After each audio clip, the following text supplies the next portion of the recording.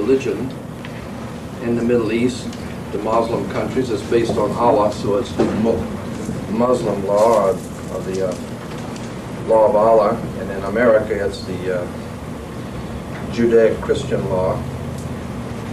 So it would be well to know something about the foundations of Judaism and Christianity. First of all, Judaism is made up of at least 7 different ancient Semitic cults, about 7 different ones. And they all came together, and today we call them all together Judaism. But actually, Judaism is nothing more than about 7 different Semitic cults. One was called the solar cult, or the worshippers of the sun. One was the lunar cult, the worshippers of the moon.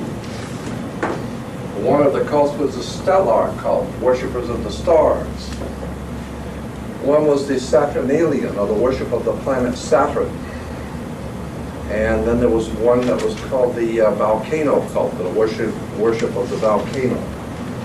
There were many others, but those were the major ones. And all of them came together one day and became known as Judaism.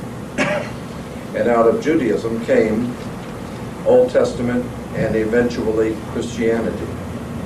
But there's a lot of history in both the Old Testament and Judaism has not been told. I'll show you some of it today. Again, our laws in this country that we're supposedly living under a law is based on the old Judaic law.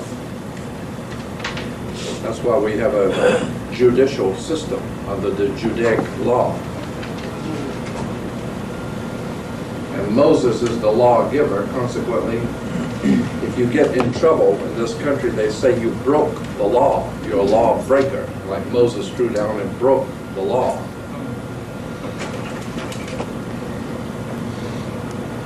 We're told that Moses took the Israelites out in the morning to pick manna from heaven, the manna from heaven. The word manna simply means in Hebrew, what is it? Because they didn't know what it was. All they know, they were told, go out and pick it. They eat it.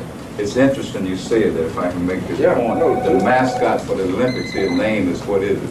What is it? Right, that's right. That's the mascot's name for the Olympics is what is it? What is it? That's him. That's him. All right, go ahead.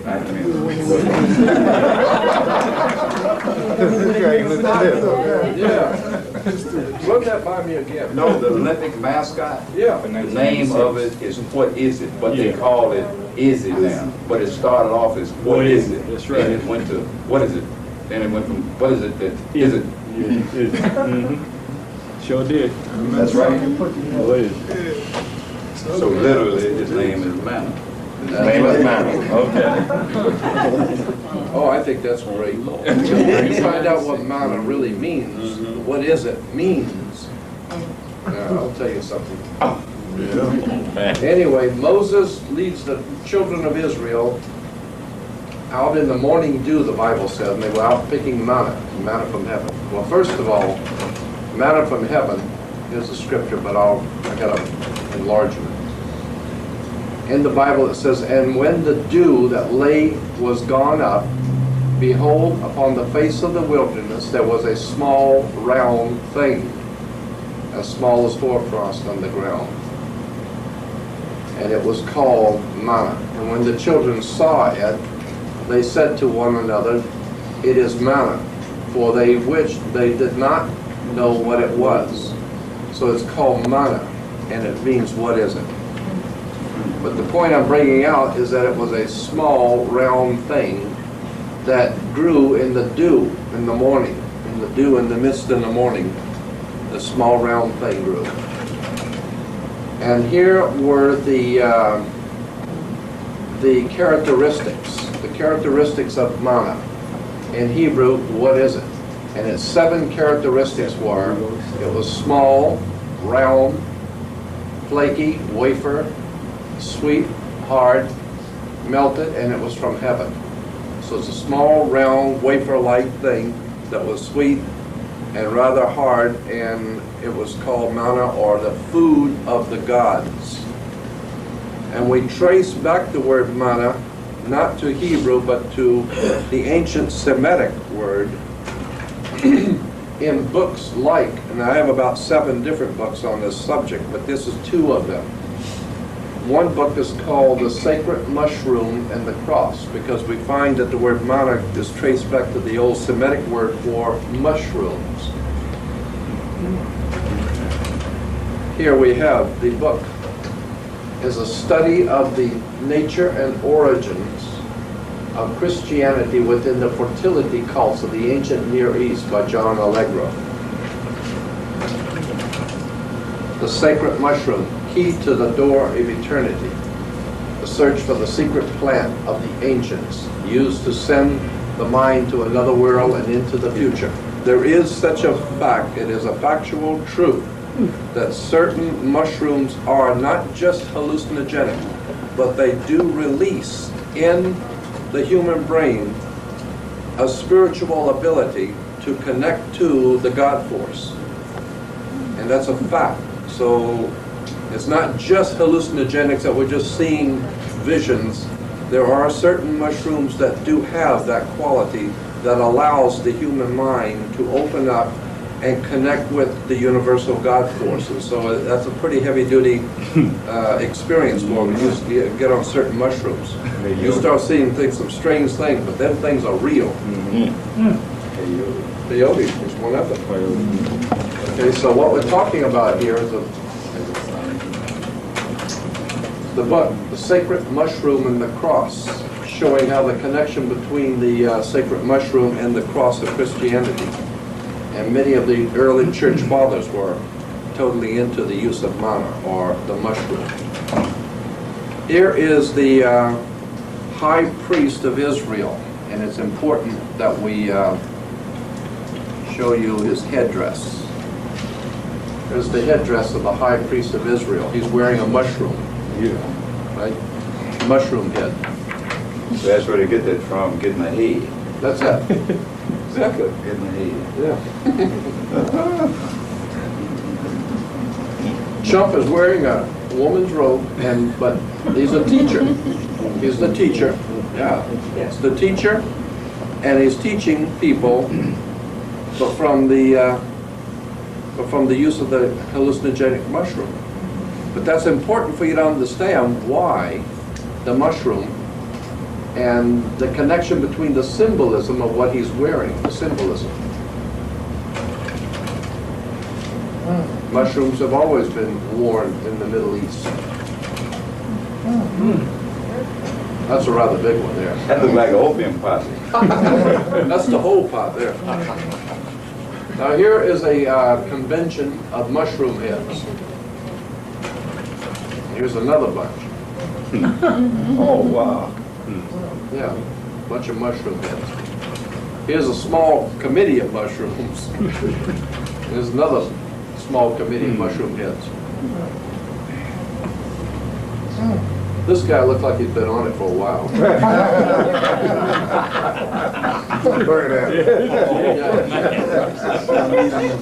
He is totally quiet and in another world. But he's holy. The only thing holy about him is his underwear. There they are, mushroom heads. And almost all the mushrooms always had the female vagina, the female opening, because the oval of the female, because drugs were always connected with sex. Here's another one. There's one of the wise men. Is that a mushroom on his head or what? Like a pumpkin. It's a mushroom, all right. Mushroom.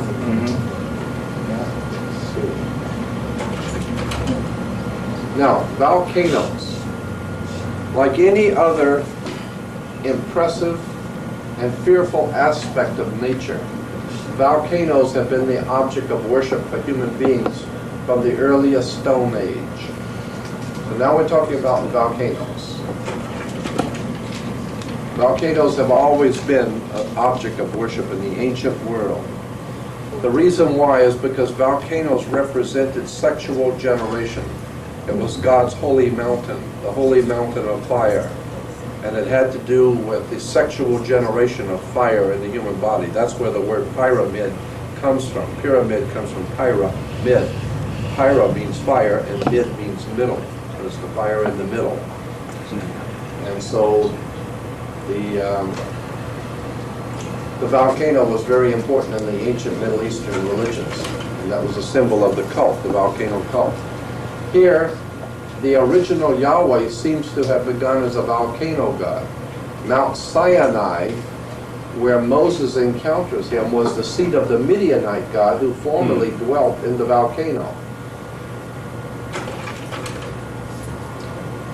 He, I think I've got,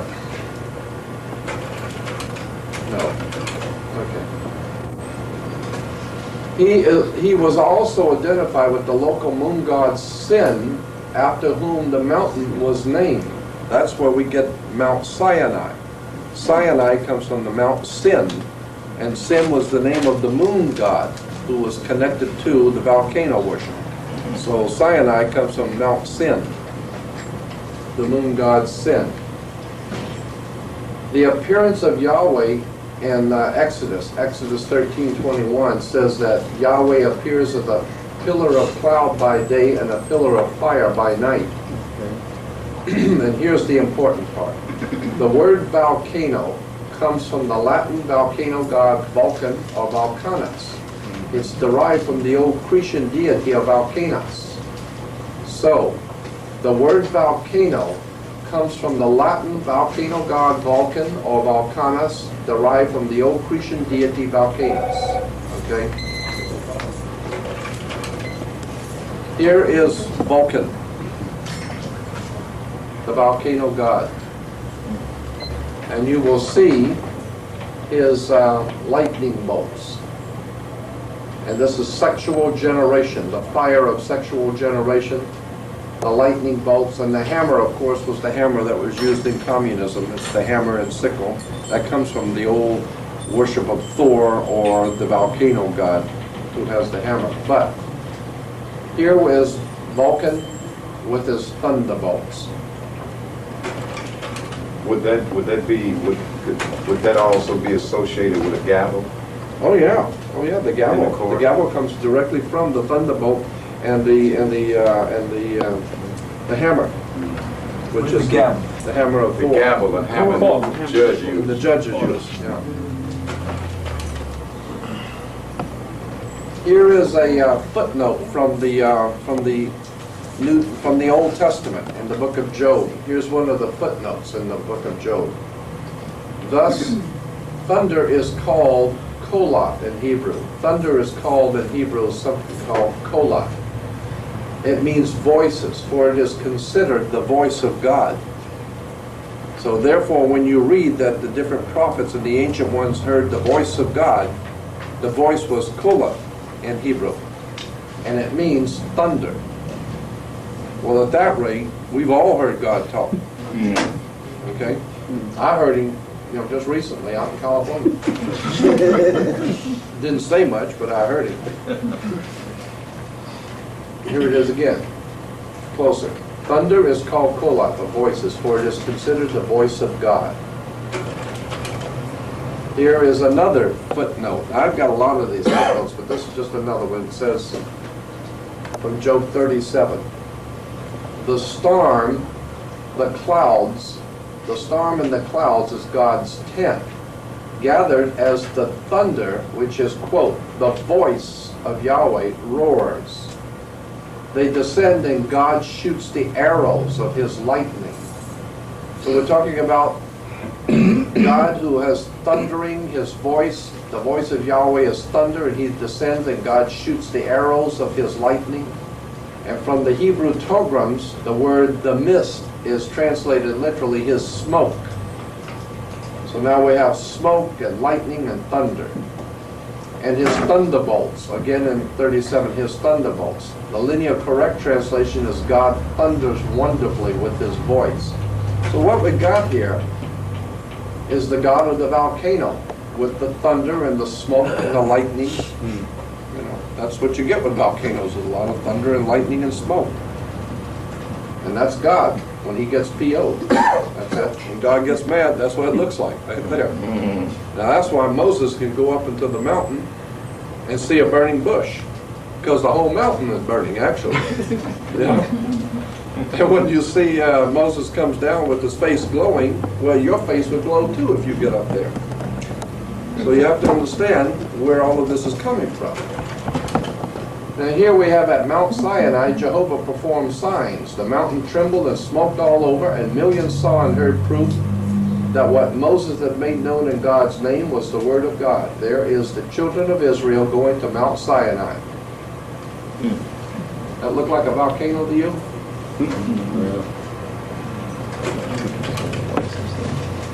Here Jehovah led the sons of Israel to a mountain named Sinai in the desert. And there he gave them his law. Now we're talking about the law again. And we're all under the law. What law? Well, the Mosaic law. God's law. Okay? Well, what does that look like to you? Does that look like a volcano to you? And this is all from Hebrew and Christian publications. I got a whole stack of them. But I just given you a few, just to show you a few. That look like a volcano. Here is from the Hebrew Jewish Encyclopedia, the Encyclopedia Judaica. The Hebrew Encyclopedia has the main holidays. Here's Rosh Hashanah, Yom Kippur, Hanukkah, Feast of Purim, Passover. And here on the bottom right is the Feast of the Giving of the Law. Is the Feast of the Giving of the Law. That's from down here on this one. This is from the Encyclopedia. Does that look like a volcano to you? And that's from the Encyclopedia Judaica, Jewish Encyclopedia. So there's the thunderbolts. There's the lightning and the thunder. And you see behind the lightning, you'll see the outline of the sun. See the sun behind it with the spokes? Then you see the lightning, and there's the volcano. That's interesting. They call it the Feast of the Giving of the Law, Right. as a Feast of the First Fruits. Yeah. Now we've incorporated one, the Feast of First Fruits called Kwanzaa.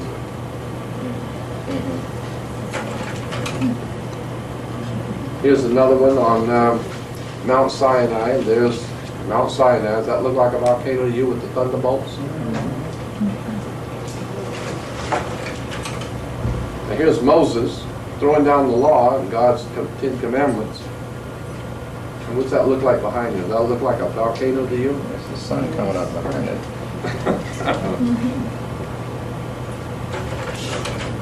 Here's Mount Sinai and the children of Israel running away because they got scared when God talks.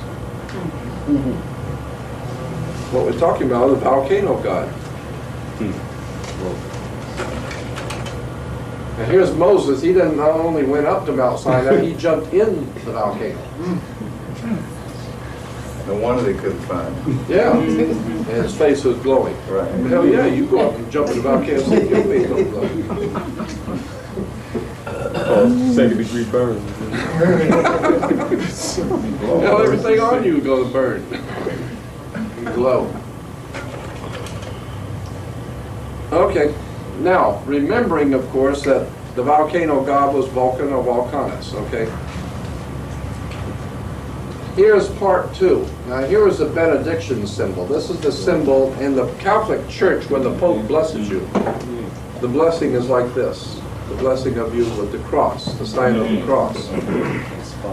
And the reason why Catholics make the sign of the cross on their chest is because Pharaoh made the sign of the cross, and when he was buried, was buried with the sign of the cross on his chest.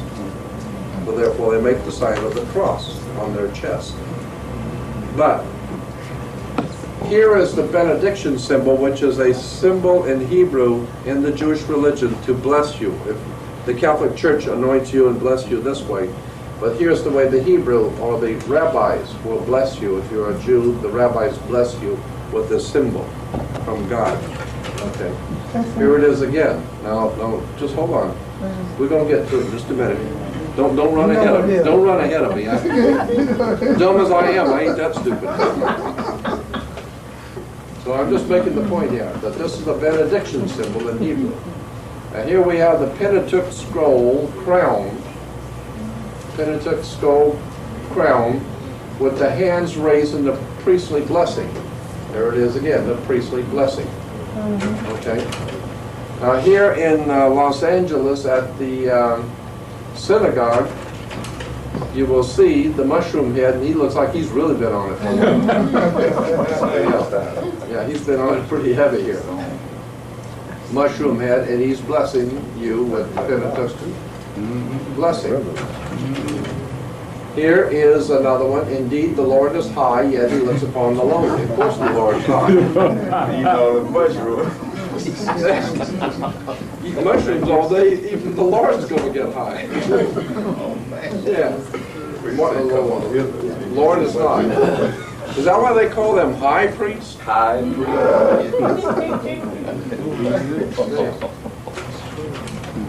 Now here's the rabbi at the synagogue with the giving the blessing. Okay. Now that's why Mr. Spock is the Vulcan. Okay. And he's also That's right. That's right. See the Hebrew? The services close with the benediction. The Lord bless thee and keep thee. The Lord make his face shine upon thee. There it is. And that's why Mr. Spock is called the Vulcan. And guess who runs Hollywood? The Vulcan. Would be a bit surprised if they had something to do with banking too. Banking and Hollywood and all that make-believe. Like they make believe you're free in a country that you're free. That's just make-believe though. Don't you go believe in that. Right. So that takes care of that. Now we have the Ark. Raiders of the Lost Ark. Remember Indiana Jones and Raiders of the Lost Ark? How many people know what the Lost Ark represents symbolically? You know what the Ark means? Ark of the Covenant. Ark of the Covenant. You know what that means? That's a symbol. The Ark of the Covenant was the holy box. It represented the female womb. This is the female. This is the female box, or womb. That's what the Ark of the Covenant represents. The female box, her womb. Because out of the box, it's called, the Greeks called the female womb Pandora's box. Because you open up a lot of trouble in opening up the box. Anyway, I'm just telling you what the ancient people said is Pandora's box. But it goes back to the old Ark of the Covenant box.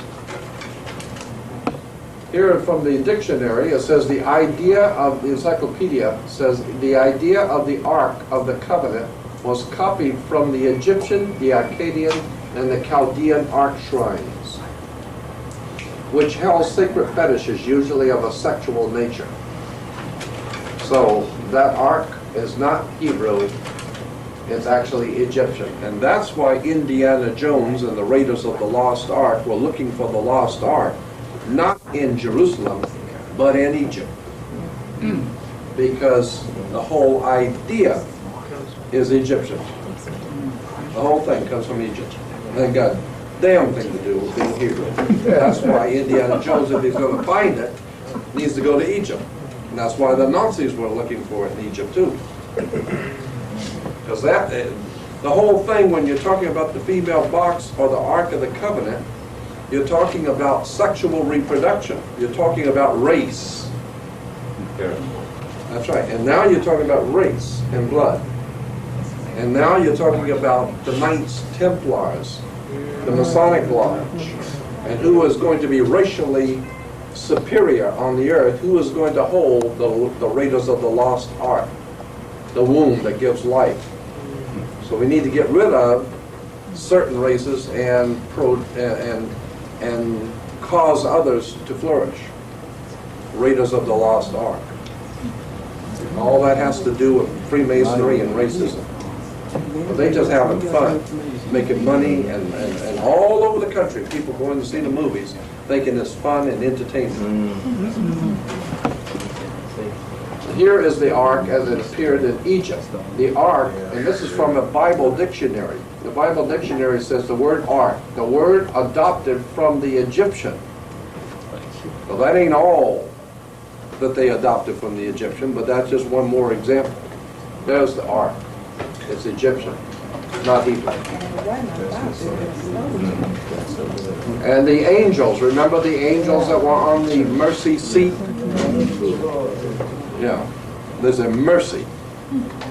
And the mercy seat, the angels' wings came together to make up the opening of the female. Angel of mercy. That's it. Angel of mercy. Guy sees him, he said, mercy. Mercy seat. It's the mercy seat. That's it. Now, we can throw this in too very quickly. In Egypt, there was a celebration of the first spring rains, the rains that came in the spring, and the spring rains brought the flood of the Nile, and consequently they had a celebration of the flood of the Nile, and they call it the celebration of the coming of the new rains in spring, and so they called it the Ark of Noah, the Ark of Noah celebration. The Ark of Noah is the moon in the lower quarter. The lower quarter of the moon in spring brought the spring rains, and the celebration of the rains that would overflow the Nile and bring water and life and nutrients to Egypt. So they celebrated the first spring rains when they celebrated it with the story. And the story was it was a great flood that destroyed the world, the waters of chaos. And the waters of chaos came and destroyed the world, and God replenished the earth. And so the celebration was called the Ark of Noah, because in the ancient language, Arka meant wet, and N-O-A, Noah, meant moon. So Ark of Noah was the wet moon, the celebration of the wet moon. Now the Hebrews came along and said, damn, that'd make a good story. We can sell this for $29.95.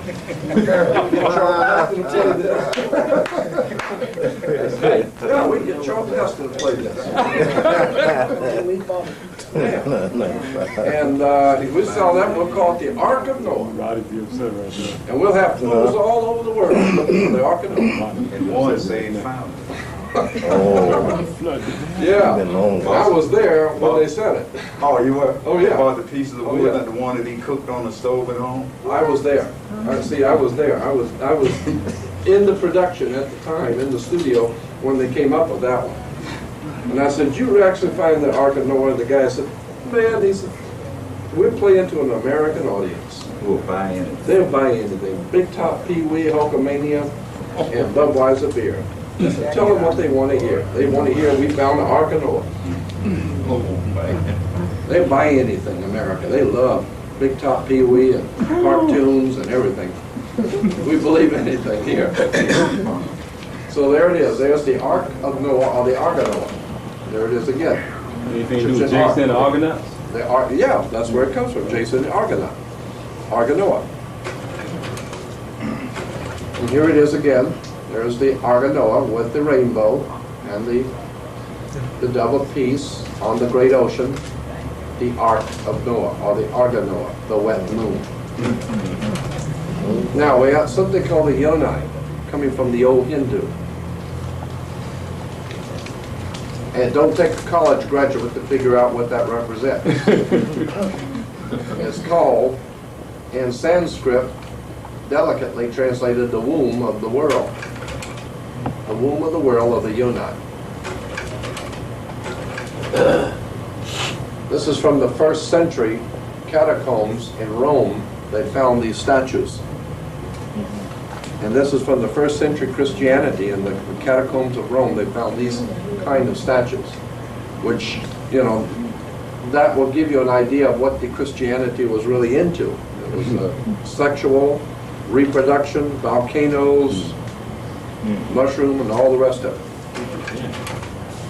And here is the concept, the idea, again, like I said, you'll see more of them, of the wings of angels or the wings of birds being put together like the female opening, which is a symbolism. Now those look like storks. Yeah, yeah. Yeah, they do. Yeah. Who bring the baby? That's it. Yeah, sure enough.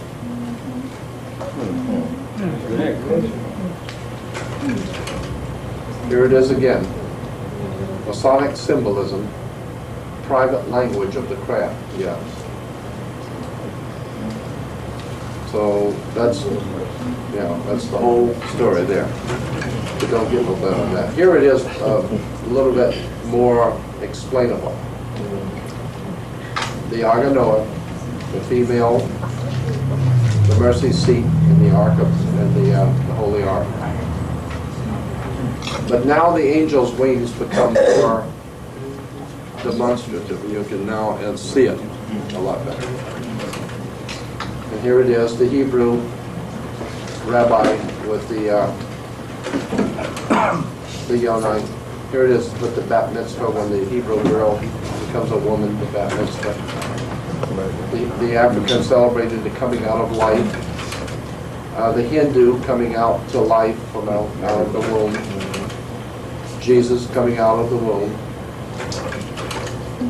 And Mary, she is the womb.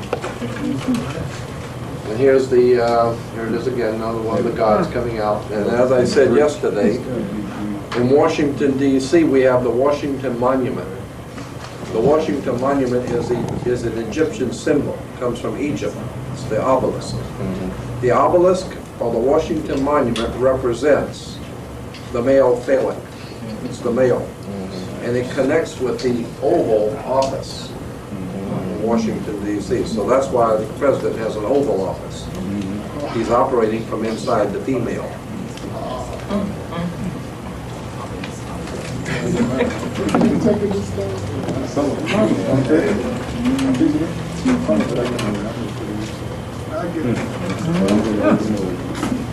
See, here it is again. Now, many of the ancient gods and all the high priests, the ancient gods and all the high priests were called penis heads. As far as I'm concerned, yeah. As far as I'm concerned, they still are. They're all a bunch of penis heads. We got a couple around town here. And they're penis heads too. But that's the facts. It's the facts of life. That's the facts that they were called penis heads.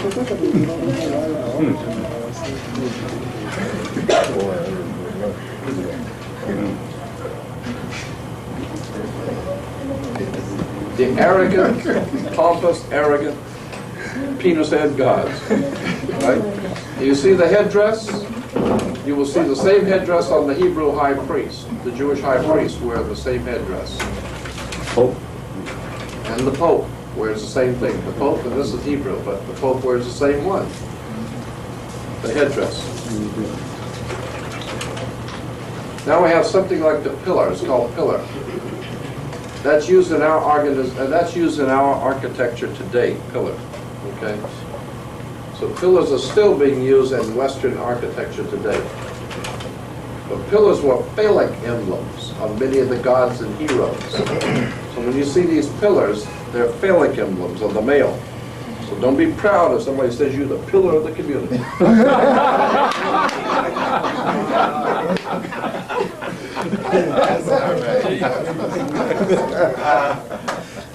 Well, he's a pillar in the church. Oh, he probably is.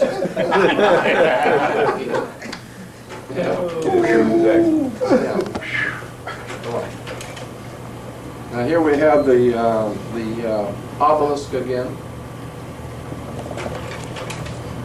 The word obelisk comes from the Greek word meaning a pointed pillar. The old joke that calls the United States' largest modern obelisk Washington's greatest erection. So that's the obelisk. Now we have something called a lingam. Lingam.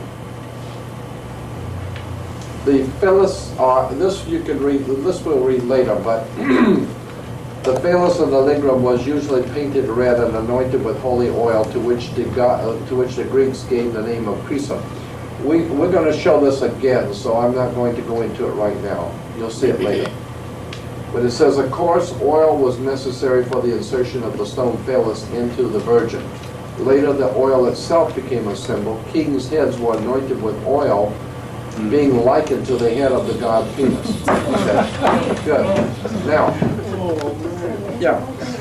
So when you use the term Christ, you hear the word Jesus Christ and Christ. Christ comes from the Greek word Christo. And Christo means oil. So what you're saying, and that's why Crisco oil. Because Crisco is Christo. Means oil, period. The anointed one. The anointed one. So when you say Jesus Christ, you're talking about Jesus, the anointed one, or Jesus, anointed one with oil. And it was the insertion of the male into the female with the lubricant of oil. So that's what it is. So when you hear Jesus Christ, don't think it sounds too important or impressive or holy, because there ain't nothing holy about it.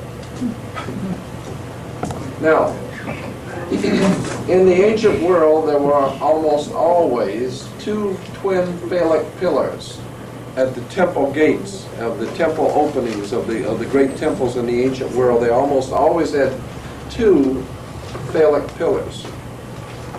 I think that's probably symbolism of they're getting you coming and going. So you got two of them there, right? When you go to church and go to the temple. But the point is that there was always two phallic pillars, and that's why churches today, when you drive by most churches, you'll see the pointed arch of a door and the long pointed arch glass windows. The pointed arch is the female womb. It's the female opening, the pointed arch. Same way in Islamic or Muslim architecture. Oh, yeah. All the doorways is always arched like that. Right. After that female goddess that became a male alat. Exactly. That's exactly where it comes from. Precisely where it comes from. And the twin phallic pillars were always found in the beginning of front. Well, here it is. It says that in the encyclopedia. The Egyptian idea, or the Egyptian convention of twin phallic pillars at the temple gate were copied by the temple at Jerusalem, where the right pillar was named Jachin, which means God makes him firm. Right. And the left pillar was named Boaz, meaning eagerness and strength. Yeah. That's in the dictionary. Hell, I don't write this stuff. It's in the encyclopedia.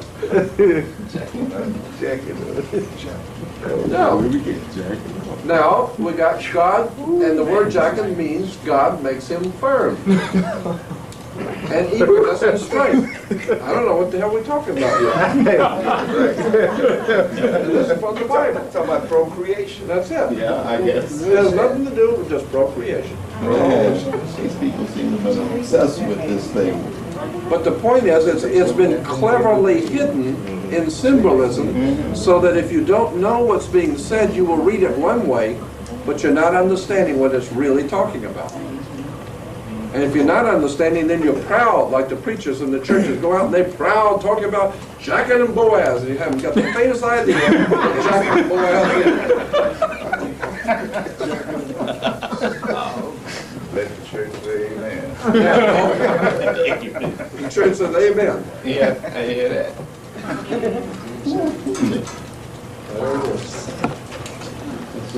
There it is, temple built by Solomon. What do you see? There it is, Jachin and Boaz. And the temple built by Solomon. And there it is. Solomon's temple. That's the lotus at the top. That's right, the lotus at the top. Exactly. Yeah. Oh, yeah. What, are we recording this too?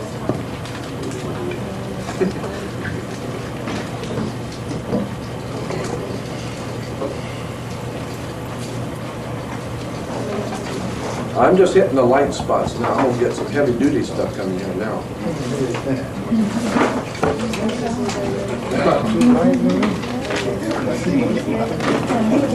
You noticed that, right? Now here is the ground plan for the Temple of Solomon. Here's Solomon's Temple, the ground plan. And you'll see there Jachin and Boaz. and there's the holy, and then there's the most holy. And we're told that there's a veil between the holy and the most holy. Okay? And the only way you can get to God is tear through the veil. Now, that's why Dr. Ben says that heaven is between a black woman's legs. That's exactly right, but that's exactly what it meant. That's what it meant. It meant Heaven. heaven was the paradise. And the paradise was based on the old ancient Semitic terms and words. And that's what it all meant. And you'll see as we unfold it here. Here is the holy and the veil and the most holy. And in the most holy you have the Shekinah light. Remember the Shekinah light was in the most holy? That's Shekinah light, not Hekinah. Shekinah, as female. But consequently you have the holy, the most holy, and then you got the veil. The veil, of course, is the veil separating in the virgin, the veil that is pierced. Right. Now, here it is again enlarged, so you can see the ground plan. And it looks very holy here until you do it this way. Now you can understand what it's really representing. It's the male inside the female. Okay. Yeah. So that's the most holy. So when you hear all the rabbis and the Jewish people talk about, oh, the most holy of Israel, and all the Lord is in His temple in the most holy. Better watch. Yeah, well, look out. He's in the temple. Better watch out. They think about anything else? That's it. So just remember when you hear all this talk and religion about the holy of Israel and the most holy, what it's really talking about. You see, I don't have any problem with this. I just like them to tell me the truth once in a while. Tell me where it really comes from instead of playing me for a fool. Right, that's exactly right. So that everybody talks about how holy Israel and how holy the temple, that great and holy temple in Jerusalem. There's nothing holy about it. One thing holy about it is the story. The story is full of holes. Yeah, that. And here's the temple downtown Los Angeles. It was the Hebrew temple. There's the two phallic symbols. There they are, the twin phallic pillars. Same idea, just giving you an idea about how it's everywhere. That's why when you drive by churches, you'll see the steeples, church steeples. Church steeples represent the male phallic. So when you drive by the churches and you see the male phallic in symbolism, just remember, and this is exactly why today the Jews in Jerusalem and the Jews in Europe prayed to their God when Adolf Hitler was killing Jews, and they looked to their God, Jehovah and Yahweh, to save them, but there was no God to save them from Adolf Hitler's hands. That's why from thousands of years the Jews have looked to God to save them, and no one has come to save them. Today Christians all over the country are praying to God to save them from this terrible thing that's happening to our land, and there ain't no God saving them. And they're losing their homes, they're losing their children, they're losing their families to drugs, their wives, families are breaking up, and the more they pray, and the more the catastrophes come, and there's no God coming to save them. Why? Because they're worshiping the wrong God. There ain't no God coming to save you. You just keep on worshiping the big phallic symbols and the female openings and the mushrooms and all that stuff. And when what you dread comes, like the scripture says, when what you dread comes, don't come running to me. You love it. You crawl all around in it, and you just love worshiping at the church and worshiping and doing all that silly stuff you call yourself doing. And when the trouble comes, don't go looking to God. Because the only thing there is to do with God is that great spiritual force between you and that divine creator, and it ain't got nothing to do with any of this. This is religion.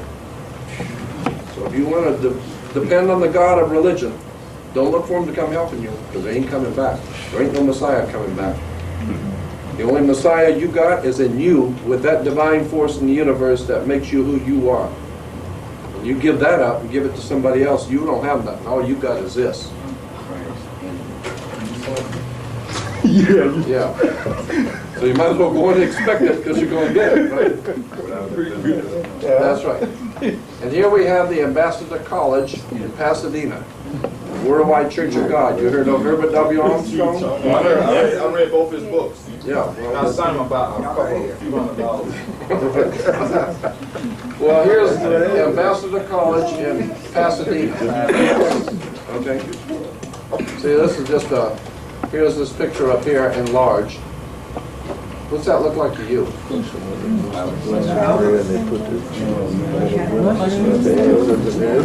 They got aware of all this. Say it again. Herbert Armstrong, was he aware of all this that you were talking to telling us today? Oh, sure. As dumb as he is, he ain't that stupid. Sure, he knows that. Sure. Of course he did. But he was a British Israelite Freemason. I have all of his documents. Herbert W. Armstrong. He said he had a dream where a big angel came down in the middle of New York City street, gave him and his wife a prophecy. Give them what? Gave them a prophecy to go out and teach the world about the coming of the kingdom of God. They probably did. It's probably Rockefeller was in New York.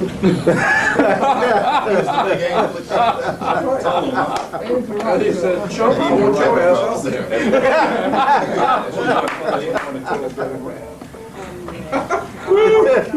Yeah, it was an angel from New York. And his name was David.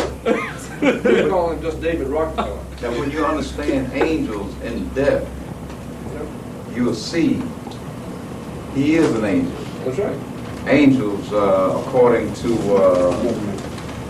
Frederick Ide, who wrote in the book, what's the name of it? The Popes Bear All, Unzipped. Angels were what the Pope called young male homosexuals from northern Germany.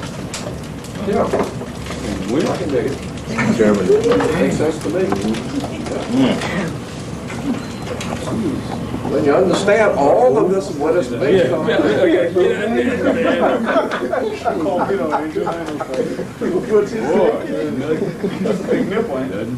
Well, I mean, this is in Israel. Okay, now this is in Israel. This is where the Dead Sea Scrolls are kept.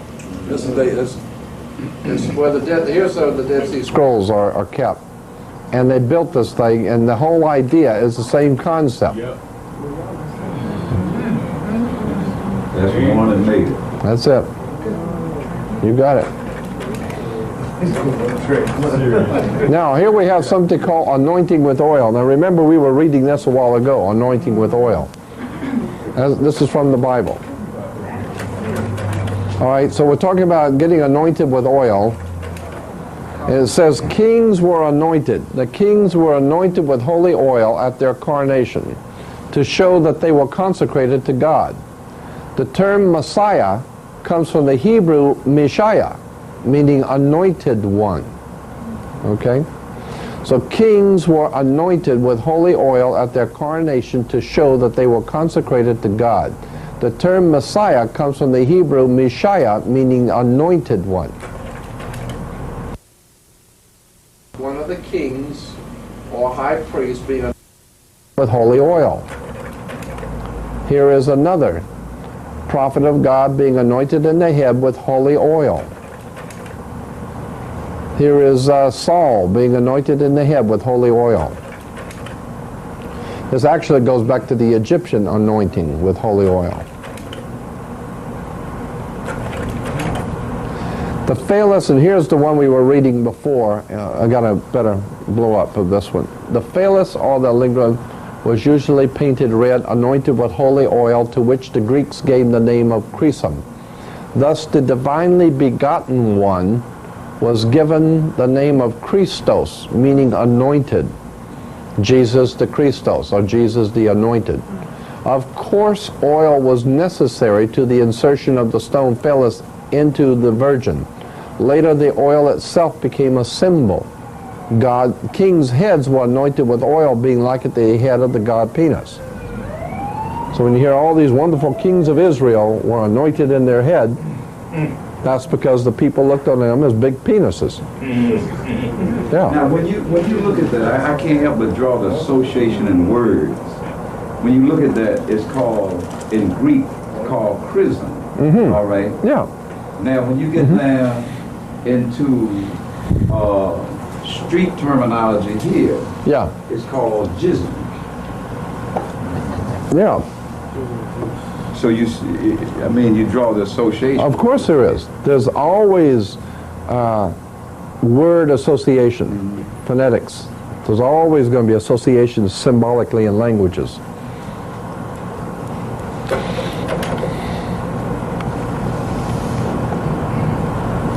This is one of the ancient gods being anointed with holy oil, anointing the phallic with holy oil.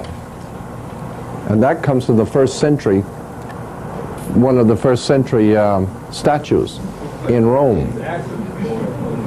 Yeah. So the next time you hear someone talk about Jesus Christ, just remember Christ means chrism, which is the oil of anointing. And that's what it all means. So don't expect Jesus Christ to come back and save you. Right. Huh? A lot of people, like me myself, pray to Jesus Christ. Yeah, well, you're praying to a big Peter. So how do you not pray to? Why don't you pray to the God that created you? There's no name for that God. That's right. That's right. There ain't no name. But you know who he is, and he knows who you are. And that's all you need to know. Huh? No. No. No, that divine creator knows who you are.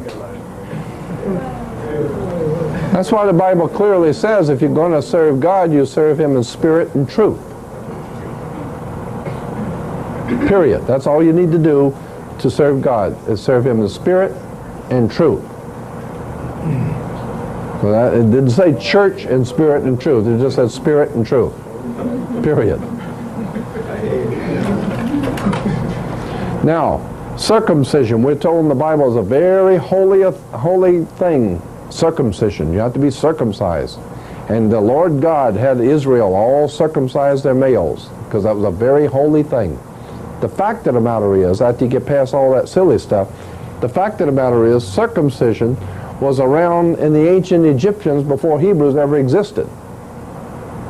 And the ancient peoples all circumcised their males.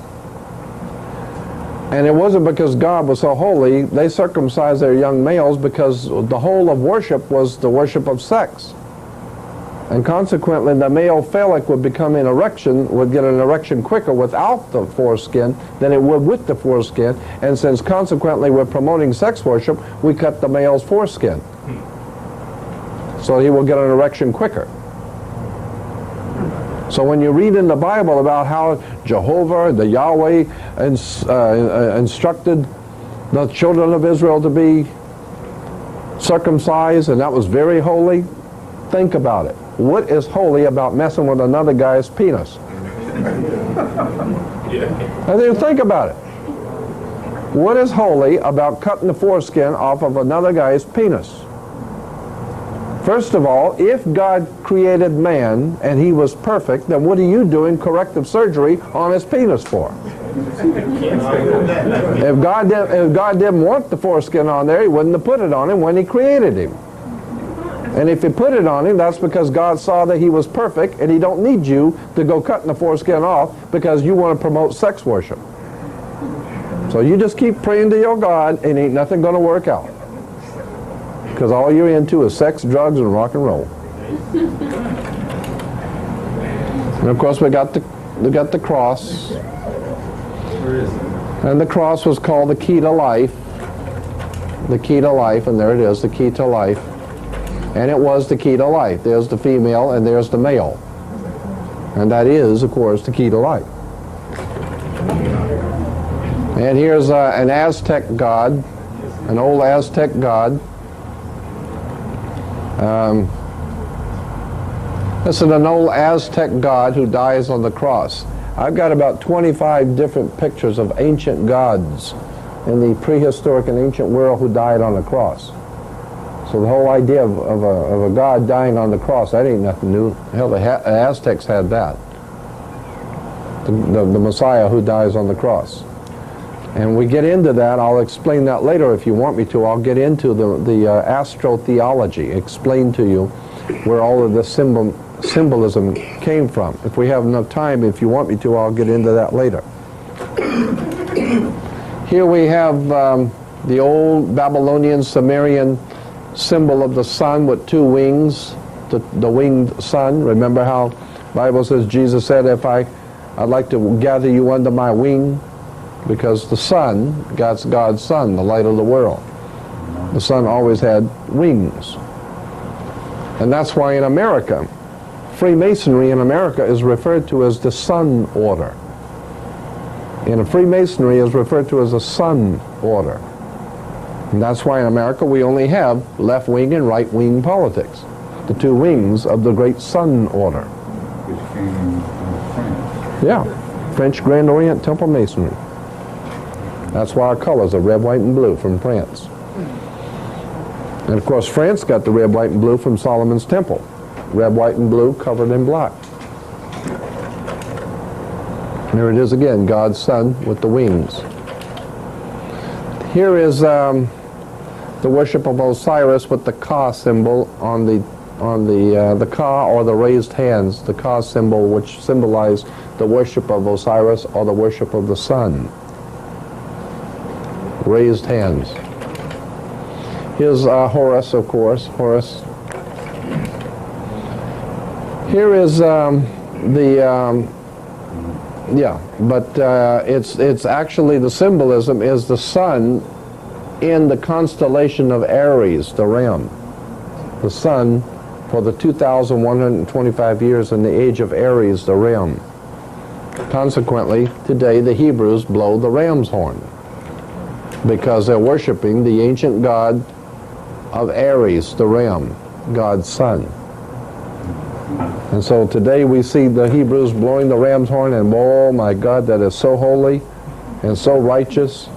And they got the big Peter heads blowing the horns, and it looks so holy and righteous until you figure out what all this is. That's the same old worship of the ram god of Egypt. And the idea is that the Messiah was being celebrated. The Messiah is the Son, God's Son. S-U-N, not S-O-N. God's Son, the light of the world. Of course the Son's the light of the world. Well, he is risen. Well, that's what the sun does. Every morning it rises. Yeah.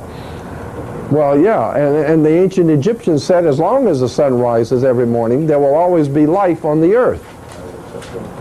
As long as the sun comes up on the earth, there will always be life. So consequently, the sun became synonymous with everlasting life, because the sun, God's Son, will guarantee you everlasting life on the earth. Not for you, because you're going to die, but on the earth, there will always be everlasting life.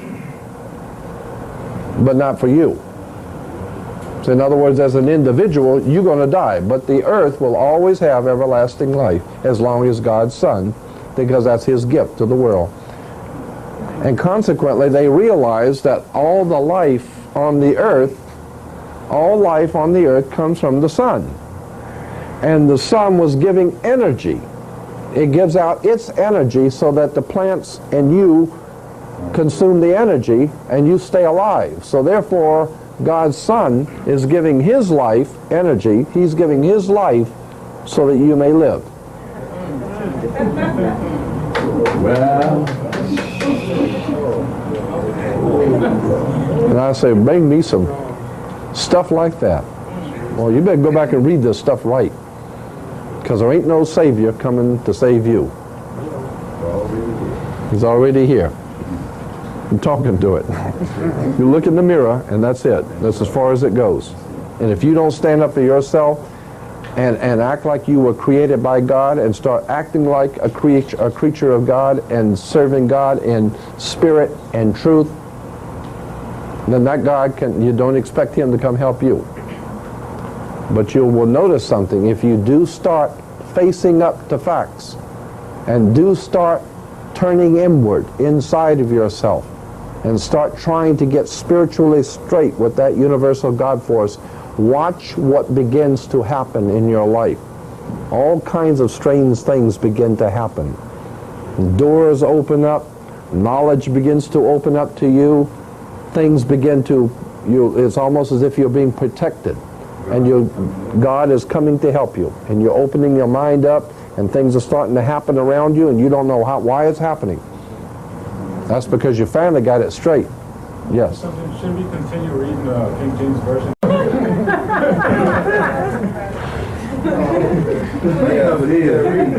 You can read and worship anything you want to, but know the truth, and the truth will make you free. That's it. You got that right.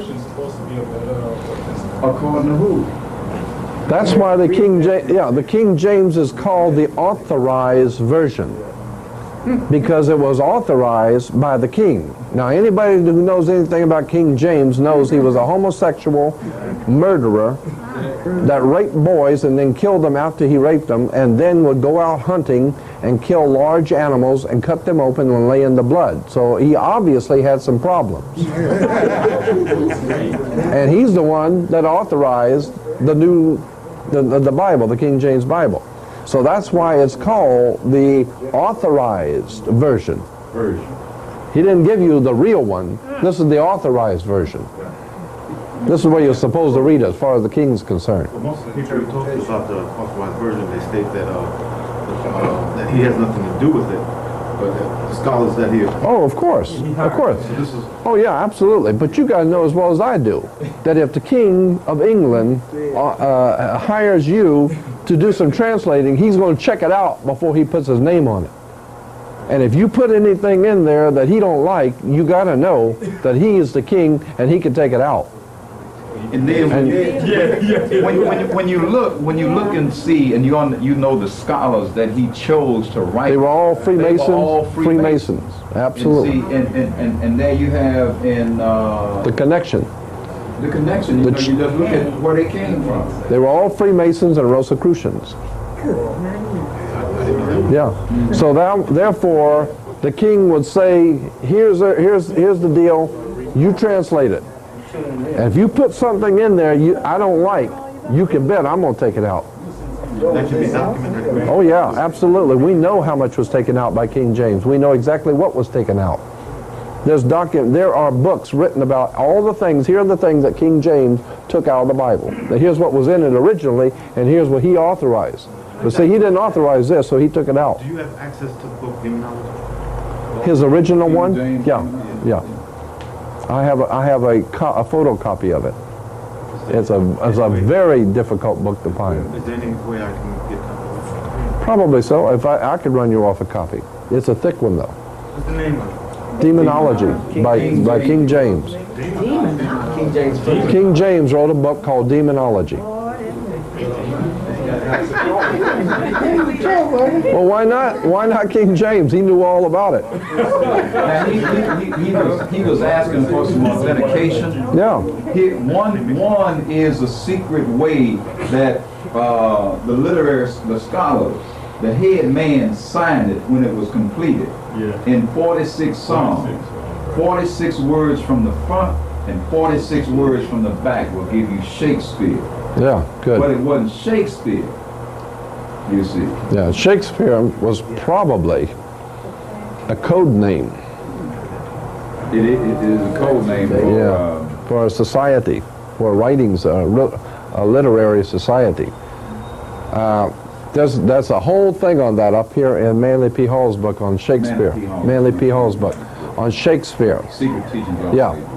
Where Shakespeare was not an actual man, it was the signature of a society, a secret society.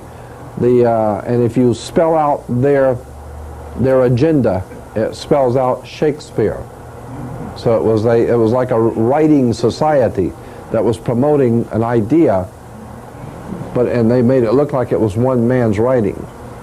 But The idea I will get into later, but it has to do with the preeminence of the British over the rest of the world. The British and the English. British comes from the Hebrew word berith.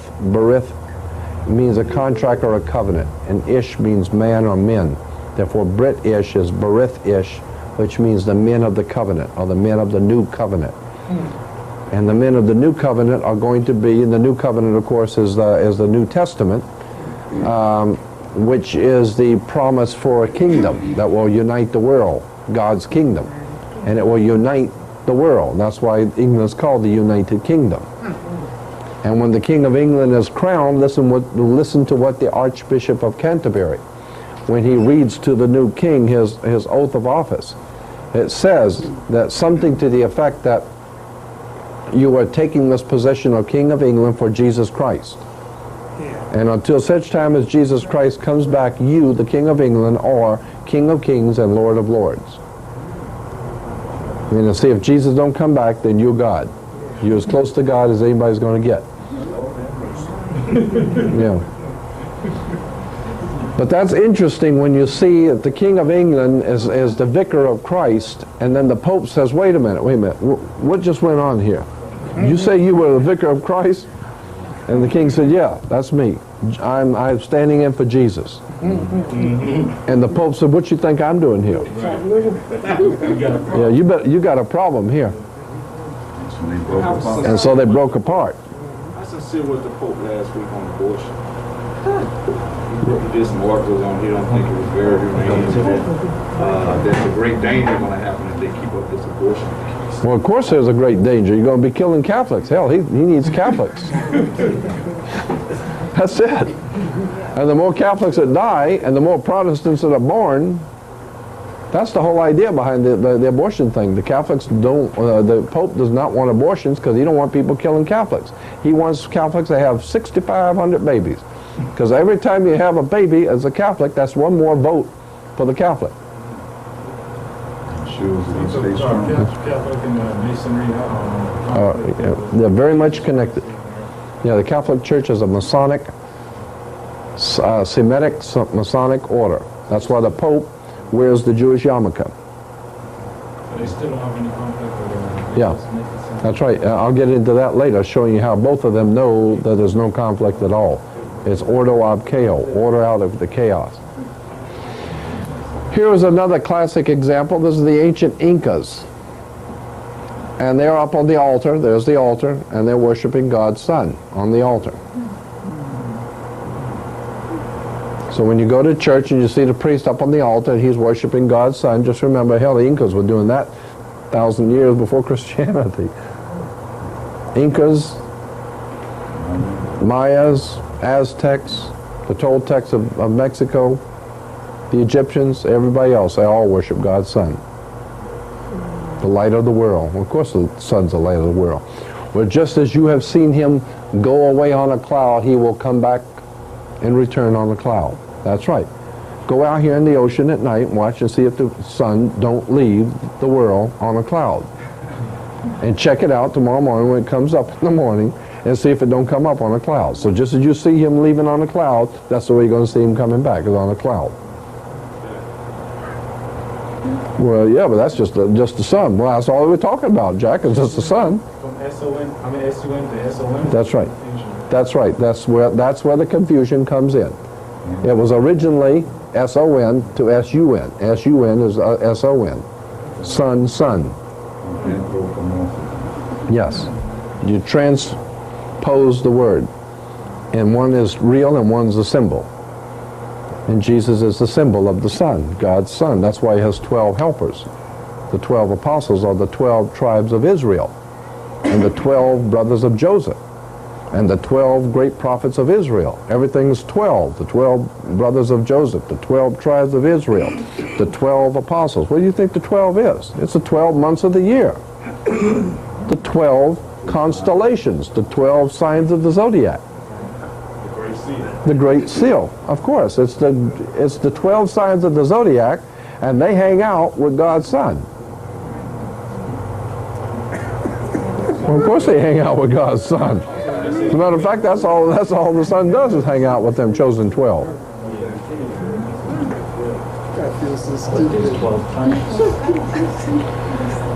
And that's why, remember the story is that Jesus was betrayed in the temple? Okay? This part of your brain up here where your head is called your temple. And Jesus is symbolically the truth and the light. He said, I am the truth and the light.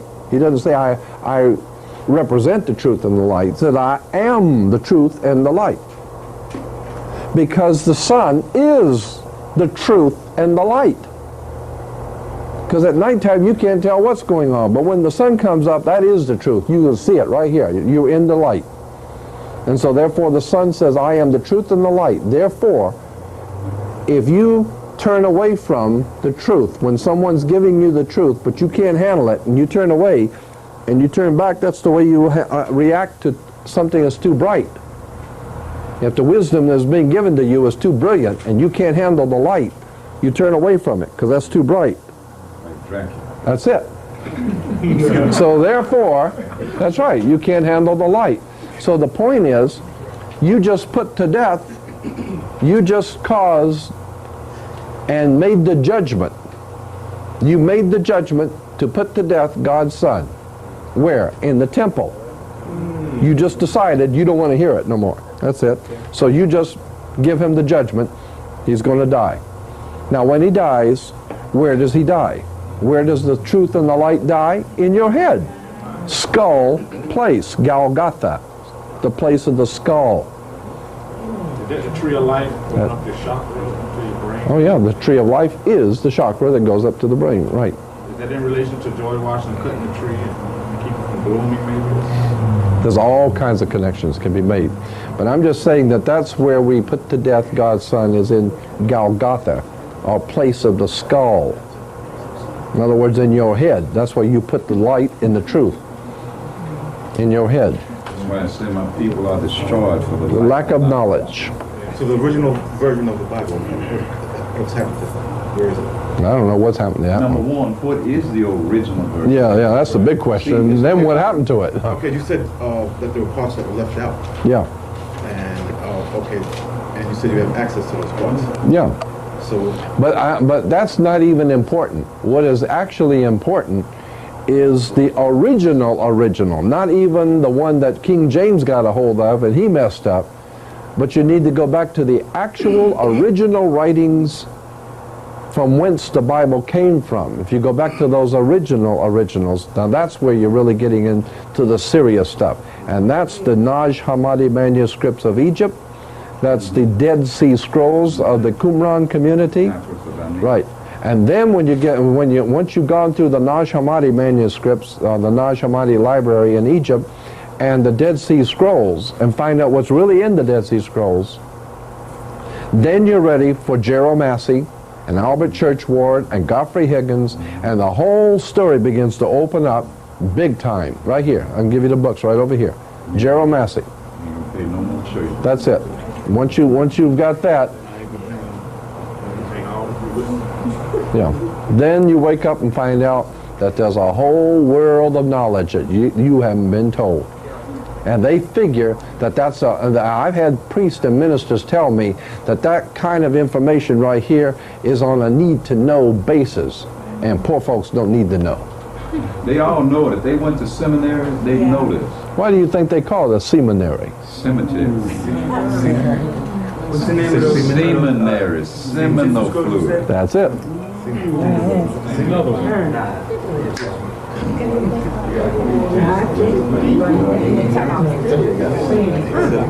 They go to the seminary to learn how to give it to you. That's it. It's incredible. Yeah.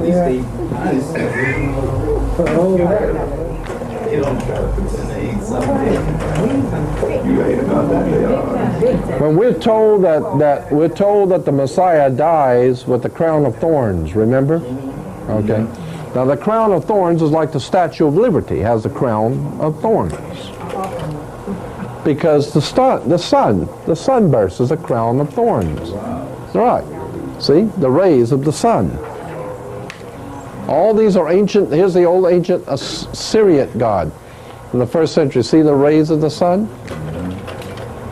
Here's the crown of thorns, the sun rays. The rays of the sun are the crown of thorns. The Statue of Liberty has the crown of thorns.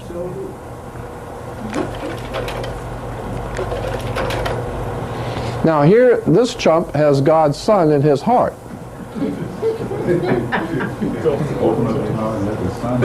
That's it. So therefore, when you hear Christians say, I've just got the Lord in my heart. You say, well, shoot, lots of people got that. But the Son in your heart.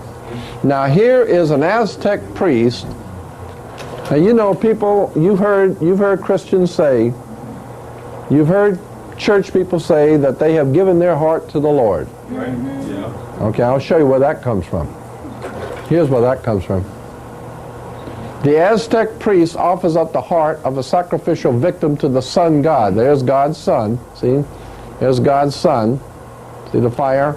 And there's the sun. And here's the priest, and he's offering up some chump's heart. See? So he's offering up a heart to God. Now, of course, he's not offering up, incidentally, he's not offering up his heart. He's offering up somebody else's heart. Yeah. Yeah. Now, here he is. See the Aztec human sacrifice. He's offering up his heart, somebody else's heart, to God's Son. So whenever you hear somebody say, yeah, I gave my heart to the Lord, well, that chump did too. But he didn't give it willingly, but he gave it to God's Son. So that's why it don't impress me to hear somebody say, well, I gave my heart to the Lord. Oh, are you kidding? Only for a few moments, though. Not for long. That's what the Aztecs used to do. They cut open the chest and pull out the heart and offer it up to God. They give him God's Son their heart. You remember that temple of downtown? Yeah. Mm-hmm. Now here is the fish god Dagon from the old ancient Hindu. Dagon. Or Dagon. Dagon. Yeah. What's the big muscle guy? Arnold Schwarzenegger. Yeah. Oh, yeah. When he's gonna raise Dagon with the horn in the head. Yeah, right. Well, there it is. And that's where we get the story of Jonah and the whale. Goes back to the ancient Hindu. The Hindu, and we're talking about 3,500 years before Christianity, the Hindus had the story of the great prophet who was swallowed by the fish.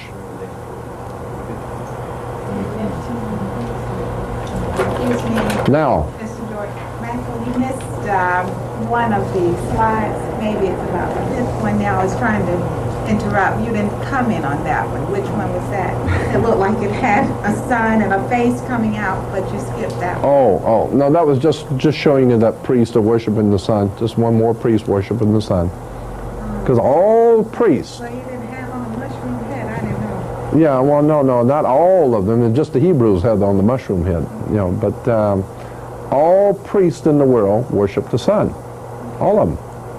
I just didn't. Everybody dresses different, and looks different, and says different things in different languages, but that's all the same thing. They're still worshiping sex, drugs, and the sun. That's it. So that's the bottom line. Yeah, and that's it. What you see is what you get. Right. And here's the fisher god. Here's the god again, the fish god. Now this is Dagon, the fish god. Okay, now let me show you here. Here's Anis, one of the old ancient Anis, the fish man. He's an ancient god in the Babylonian Sumerian system. He was called Anis, the fish god. Okay, and he's wearing the fishes. Now here is a Assyrian king or god wearing the fish head. See it? Now, when you see the Pope, see, when you see the Pope is wearing the fish head, see?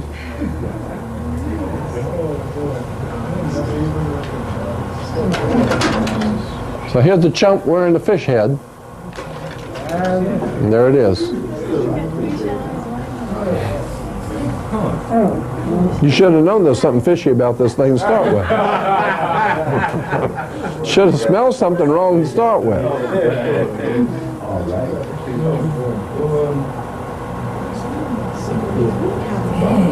Then they went on, the Scandinavians took it and they had Freya. Precisely, and that's why they eat fish on Friday. Freya's Day, or Friday. Friday comes from Freya. Freya. And Freya is the fish god. Therefore, the Roman Catholics eat fish on Friday to honor the fish god. I think all the fish markets know about that. That's right, of course. So all the trucks come in on Thursday. That's right. And that's why all the fish markets are not going to care that I'm out here blowing the whistle on them. It's incredible. Okay, now that's part one. But how do they know how to make the symbols and not the last slide?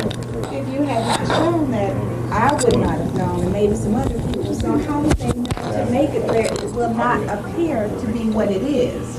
Well, if you don't know what it is, it don't make no difference how they make it. If you don't know, they don't want you to know. If you don't know what the story is, they can make it any way they want. You wouldn't know. I have a lot more. Excuse me, brother. How you doing? I have a lot more. You were saying about those fish heads. What were they? Those Yeah, now wait a minute, I want to tell the audience one thing. I got a lot more yet, so if you're interested, I got a lot more we're going to do. Now, what was your question? You saying about the fish that I was trying to write it down. What were those people celebrating again? Fish heads. I mean, what was their background again? You mean Fish god? the Fish god? The fish head? Oh, it's Dagon, D-A-G-O-N, Dagon. Dagon, the fish god. And that's why Jesus is called the great fisherman. And that's why Christians are called fish.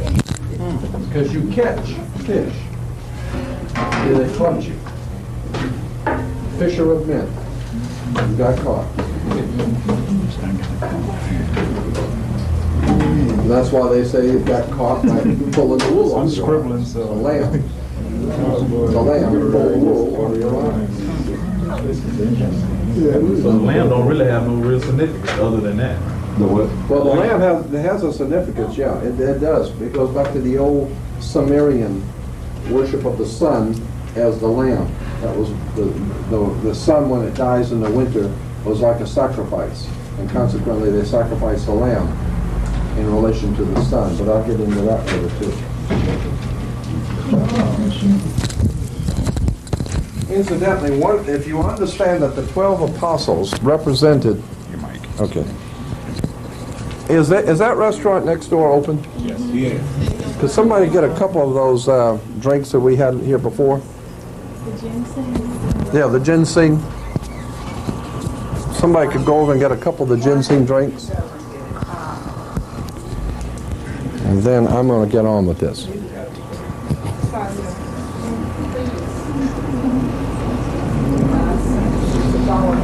If you understand that the 12 apostles were based on the 12 signs of the zodiac, or the 12 months of the year, okay? One of the signs of the zodiac is Virgo the Virgin, right? That's one of the signs of the zodiac, is Virgo. And in the sign of Virgo the Virgin, she's holding a baby, and the baby is called the newborn one, or the sent one, the anointed one. Consequently, when the sun moves into the constellation of Virgo, it is said that God's son is born of a virgin. Virgo the Virgin. And that's what it means. And Jesus is said to be the Lion of the tribe of Judah. The lion is Leo, the constellation of Leo in the summer. Then we're told that Jesus was betrayed in the temple, and Judas, in order to identify him so he could be killed, went out and kissed him. He gave him the kiss of death. He went out and kissed him. Is that right? That's where we get the idea of the kiss of death. Because because when the whole thing has to do with this, to understand why Judas kissed him, it has to do with the scorpion. Fall is in the constellation of Scorpio. Scorpio is one of the constellations of the zodiac, Scorpio. And that is late October, October 23rd to November, into the middle of November. So it's late October into November, which brings on fall. And consequently, fall betrays God's Son, who is going to now die in winter. The Son is now going to die in winter. And consequently, the constellation of Virgo is the scorpion. And it is a very interesting point about scorpions that most people don't know. If you get stung by a scorpion, scorpions have two stingers, not one on top of the other. And if you get stung by a scorpion, they will tell you in the Middle East that it looks just like a human lips. That's what the incision looks like. If a scorpion stings you, it looks like a top and a bottom lip. And so therefore, the ancient people called the scorpion's bite the kiss of death. That's why the mafia on Malta has many scorpions. So that was, the mafia said that when they were getting ready to kill you, it's like the kiss of death. They give you the kiss. That's not because they love you. That means you're dead. Go lay down somewhere because you're dead. So they give you the kiss of death. Consequently, Scorpio, or the scorpion, which is a symbol of fall, Scorpio, late October, early November, gives the kiss of death to God's Son, because in December is winter and he's going to die.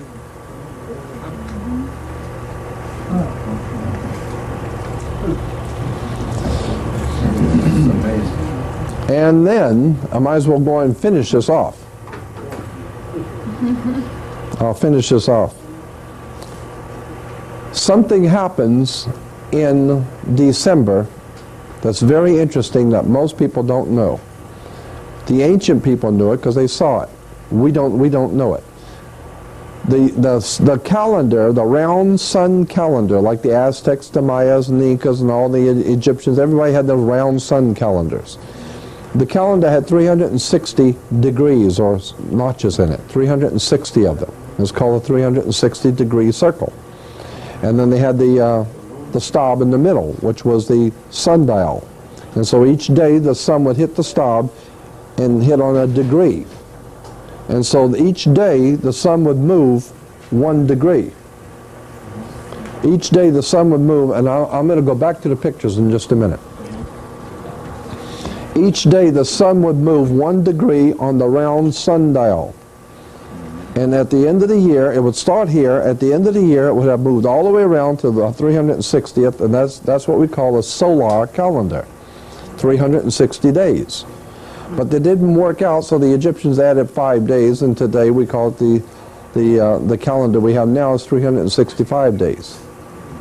But the point is that every year the sun moves further and further south, and the further it goes south, the colder it gets, until finally it hits the lowest point, I guess this is south, the lowest point in the southern sky. And when the sun hits the lowest point, and it's not going to go any further, that happens on December 22nd. December 22nd, the sun moves into the southern sky at the lowest point. Right. And so on December 22nd, on the sundial, the sun hits on a particular degree. And on the 23rd, it's still on the same degree. And on the 24th, it's still on the same degree. The sun does not, it goes all the way down. Each day it's moving 1 degree each day, until finally it hits down at the lowest point, and something happens where it does not move on the sundial for 3 days. For 3 days it comes up, and on the sundial is on the same degree. The ancient people said anything that's been moving all year long and has stopped, it's dead for 3 days. So the sun is in his tomb for 3 days. God's Son died for 3 days. That's right, because it was moving all year long, and it ain't moving for 3 days. That means it must be dead. And then on December 25th, the sun, the dial moves 1 time backwards, 1 degree backwards on the sundial backwards, which means now it's going to start coming back toward the northern hemisphere. It's coming back. So each day it rises and rises, and it's getting warmer and warmer until the first day of spring. So on the first day it rises is on December 25th. Therefore today we celebrate God's birthday, God's Son's birthday on December 25th. That's right, because the sun was dead for 3 days. Now it moved again. So anything that was dead for 3 days and starts moving again has got to be born again. So therefore we're all going to be born again. So now the sun starts coming back to the northern hemisphere because we done celebrated his birth, and he's born on December 25th.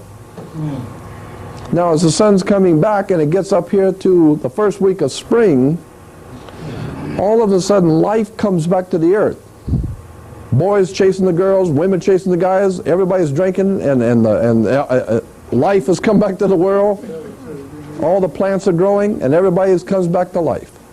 All the animals come out from hibernating, and it's good times again. Consequently, right, so consequently, the sun had died in winter and was dead for 3 days. Therefore, we are celebrating, and even today we say, when someone dies, we say, grandmother passed last night, or they passed on, or they passed away.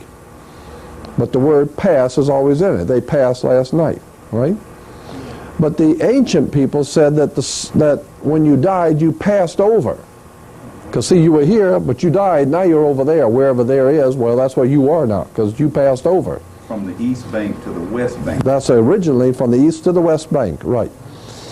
But the point was that you had passed over to another life. Therefore, the sun was dead in winter. It's come back in the spring. So the ancient people, 2,000 years before Hebrews ever existed, they celebrated the first week of spring, and they called it the Passover. So today we celebrate the Passover, a very holy occasion. No, it's the first week of spring. Damn. Ain't nothing holy about that. The first week of spring. And then the Christians celebrate the resurrection.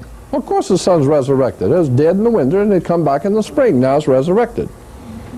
And therefore, you got to have, now you understand where the Passover comes from. The Passover is nothing but the sun that passed over from the death of winter to the new life of spring. It passed over.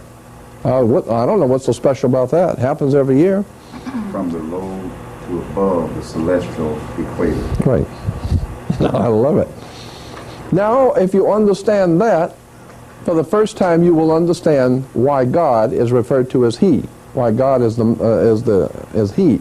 We refer to God as Him and He. Why couldn't God be a she? I mean, after all, a woman's the one that gives birth to the babies, and the woman's creating life, and if only God can create life, well, that's what the woman does. Well, the ancient people said the woman represented God, not man.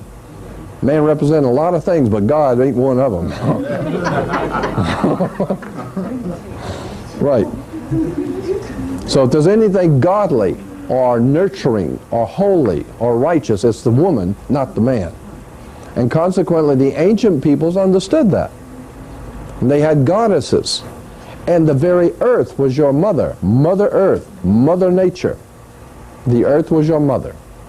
And therefore in the spring, when the rains came, that's the sacred fluid impregnating Mother Earth. Now if Mother Earth is being impregnated by that sacred fluid, it must be from the Father who is in heaven. And that's where we get the idea of God the Father. There ain't no God the Father.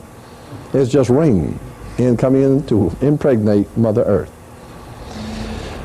The original God in the Hindu religion, one of the absolute oldest gods in the Hindu religion, his name was Rain, R-A-I-N. That's why today we call the sacred fluid that falls from heaven rain. But that's where it comes from, the god Rain, who was the great male who impregnated Mother Earth. And consequently, you can't have that kind of, you can't have that kind of activity, the father impregnating the mother, unless you have a wedding first. You don't want to be doing that kind of stuff until after the wedding, right? So consequently, in the ancient world of Phoenicia, Canaanites, the Phoenician, Canaanites, Sumerians, and all that area around Babylon, they celebrated the first rain as being the first conception from the male into the female. So they celebrated that first spring rain, and they called it the marriage feast of Cana, where Mother Earth asked God's Son to draw water so he can make grapes grow into wine. So therefore he transposes water into wine. Of course he's transposed. He draws the water and makes it rain on the grapes, and we're going to have wine. And in spring we all get drunk and go out and chase women. That's it. That's the name of the marriage feast of Cana. All of these are nothing more than stories. They're just stories. That's why the Bible's called the greatest story ever told. Not the greatest, it's not the greatest collection of facts. It's the greatest story. Why? Because it's the oldest story in the world. That's why it's the greatest story. As a matter of fact, it's the only story in the world. Hell, this one goes all the way back to day one. And every culture has told it different. Every culture has their own story. The Egyptians had their story, and their city where they worship God's sun was called On. The Greeks call it Heliopolis, but it was actually called On. That's why when you walk in a room, you flip a light on, because it was the city of the sun, light. And consequently, every culture has always told the same story, but the problem is the story originated in Africa. It originated in Africa, on the Nile. It was picked up eventually, and there were even cultures before that, but they were not as prominent, and they had not codified this belief system. The Babylonians and the Sumerians, they had the same ideas, same stuff. But the Egyptians took it and they made it into a religion. And they codified it and wrote it down. And if you're going to do it this way. And they had it all written down. And when you understand it all and begin to read it, it all makes sense. That's why the Bible's called the greatest story ever told, because it's the same story that's been told from day one. It's just been told in a different way, and you didn't see it. For many would look with their eyes and not see, and listen with their ears, but not hear, and with your heart not get the sense of it. What's the name of Africa before it was called Africa? There was, Called something else. yeah, I know. There were two words for it. One was called chemi, from which we get alchemical or chemistry. But there was another. Wait a minute. The land of Syriac. Yeah, about Kebulan. Yeah. And well, that's right. Yeah, but it wasn't called that. But I'm saying that it was referred to by many people as the land of Syriac. From They said the word Africa is a French. It was just made. well, yeah, the word today Africa probably is because. Yeah. What? Alpha comes from the Greek for black. Alpha. Then you had in here Ruth. Ruth is birth canal. That's what the yoni symbol was called. Yeah, of course it was. Yes. It was called Ruth, from whence you get the name Ruth. Yes. All right. Then Ka. And then you get the word truth from Ruth. Afruika. All right. The black soul mother. Yeah. Black mother soul. That's according to J.A. Rogers. But there's also many, many other writers, many other authors, many authors. Yeah, we haven't been told the half of it. Oh, wait a minute, I got the wrong thing here. Let's start with this one.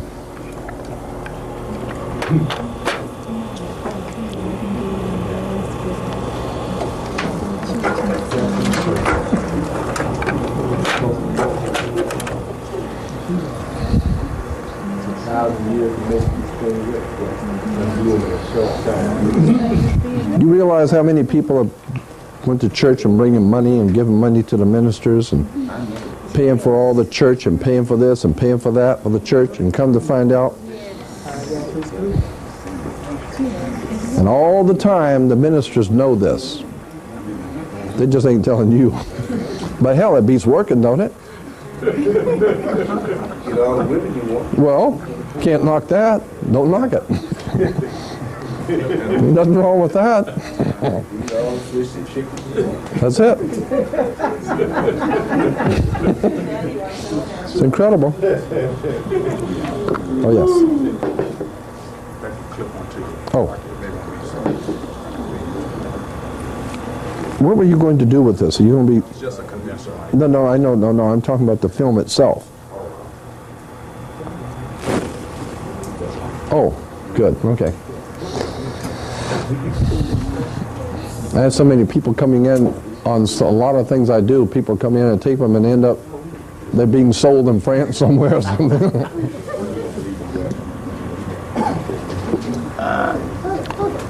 They're yours, that's all right.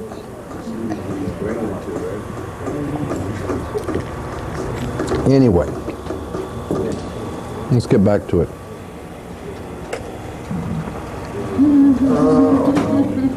Yeah. Now the rose, as it is used in politics and occultism, goes back to the red rose is connected to the Tudor dynasty of England. The Tudor dynasty of England, or the royal dynasty in England. Their symbol of the royalty of England is the Tudor red rose. Why the red rose? Because they're reds. Communism is referred to as red. The scarlet-colored wild beast in Revelation, scarlet-colored wild beast is red.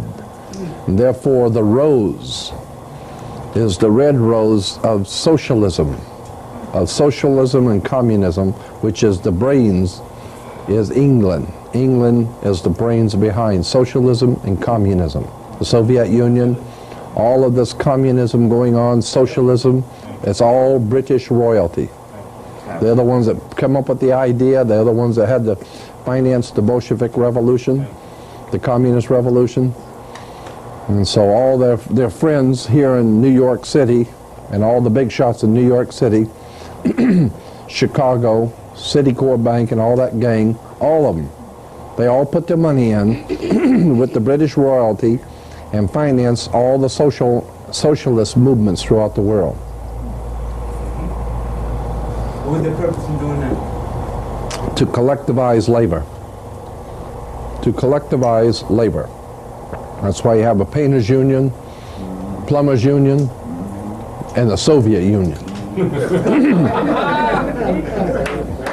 It's one big union. Huh? One big union. Everybody works for the boss.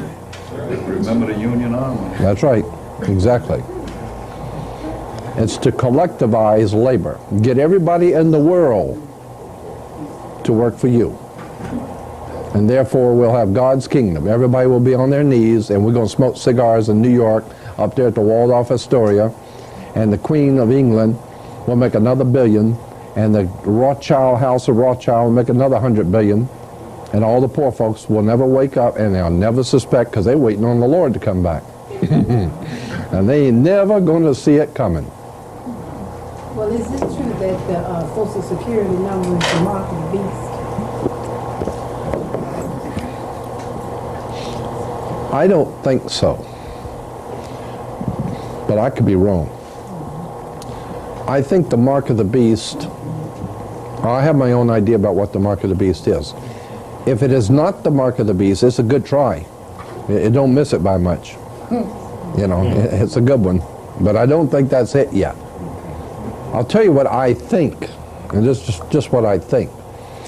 In Freemasonry, in world Freemasonry, there is a faction, there's a particular kind of Freemasonry connected with the York Rite, which gives us New York. New York comes from the York Rite, or the Duke of York, or York Rite in England. And the symbol for the York Rite is called Mark, M-A-R-K, Mark Masonry. M-A-R-K, Mark Masonry. And in ancient England, when the Freemasons would build something, that would say they would put their mark on it. And that was a Masonic mark. So when they would build something or or great sculpturing or a picture of something, whoever did it would put their mark on it.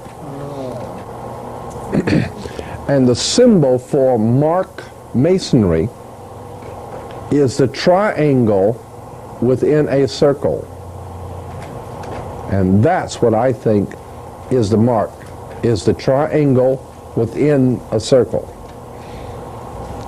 And since you brought that up, I'm going to show it to you right now.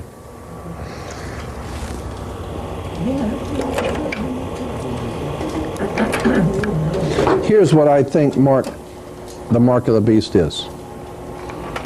Since you brought that up, let's look at it. Because that's the first thing on this is the mark. Here it is. There it is. Oh, right there. That's the beast. Yeah, that's it. Yeah, as a matter of fact, huh? Yeah, Right over to, oh my goodness. there it is. See it? The circle and the triangle, okay? Now, let's see how that works out. Here it is again, the triangle and the circle. The circle has to do with the sun, and the triangle has to do with the pyramid. Because the pyramids were always used in relation to worship of God's sun. And the circle and the triangle, which is a symbol of mark masonry. And I think this is the mark, the triangle within the circle.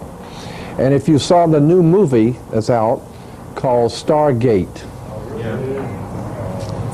they not only were in Egypt with the pyramid, but what did they find at the very beginning of Stargate? The circle. And when they picked up the circle, did you see it? Did you see the movie? Oh. And when they pick up the circle, what do you see in the circle when they pick it up? Is the pyramid in the middle. Now you have the circle with the pyramid in the middle, or the triangle within the circle. Now here is a dictionary of Freemasonry. And here's a symbol out here on the there it is. You see that triangle within the circle? Now, here's the double-headed eagle, there's the Bible. There's the Bible. There's the hammer of Thor. Here's the cross and the crown. We'll get to that later. But here's the triangle and the circle. Now that's why the triangle is within the circle. See the circle and there's the triangle. See? And this is Freemasonry, the dictionary of Freemasonry. The triangle is within the circle. That's why this triangle is within the circle. Now here in El Salvador, the national coat of arms, is a triangle within the circle. El Salvador. The two blue stripes with one in the middle. The white in the middle on the two blue stripes. The triangle within the circle, El Salvador. Nicaragua, the two blue stripes, the white in the middle, the triangle within the circle. I think this is the mark of the beast. I got a lot more reasons for saying that. I got a lot of reasons. I can talk to you for an hour and a half on just this symbol right here of the cross, of the triangle and the circle, and why I think it's the mark of the beast. I'm just showing you some of the light stuff. Now here is some poor fool. He's on his knees to the Lord. And what do you see over here is the triangle and the circle.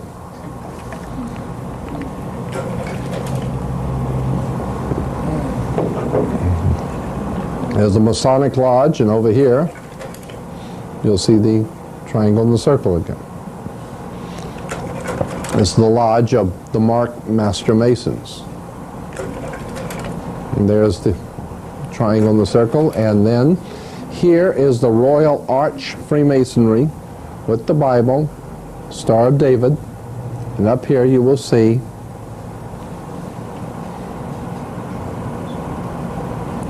up here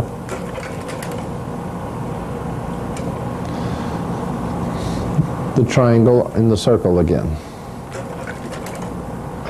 Now here is the School of Theology over at Claremont School of Theology in California. It's one of the many theological institutes, theological seminaries. What do you see on the pulpit? Huh? A triangle and a circle. Right there. Right on the podium. Right on the podium. And that's from the Claremont School of Theology. So when you see the minister and the preacher on the podium, better check out the symbols, because that's going to tell you where he's coming from. You better believe it. That's mark masonry. He's got the mark. He's taken the mark.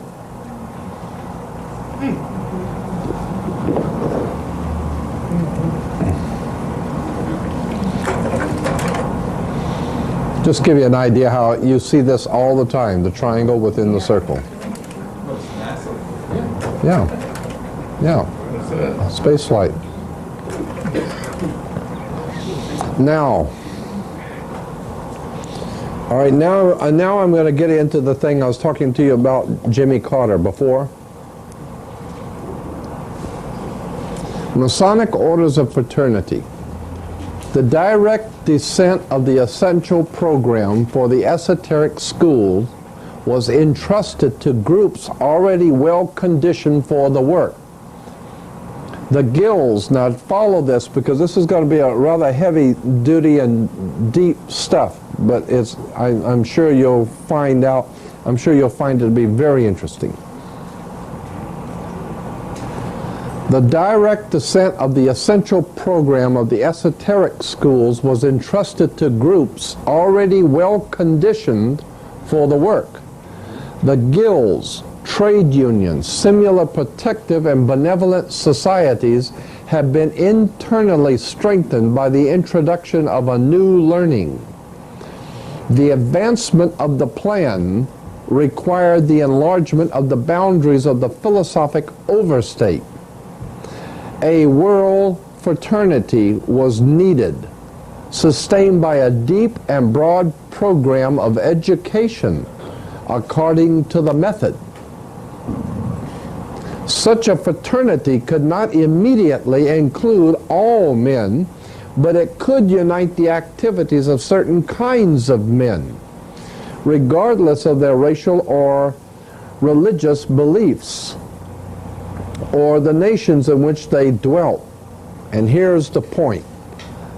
These were the men of towardness, the sons of tomorrow, whose symbol was a blazing sun rising over the mountains of the east.